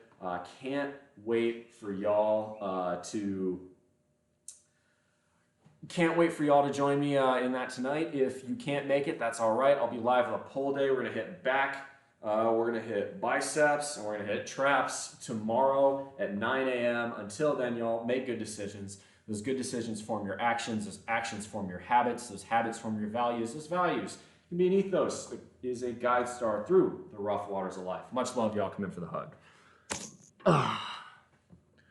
And raid ski.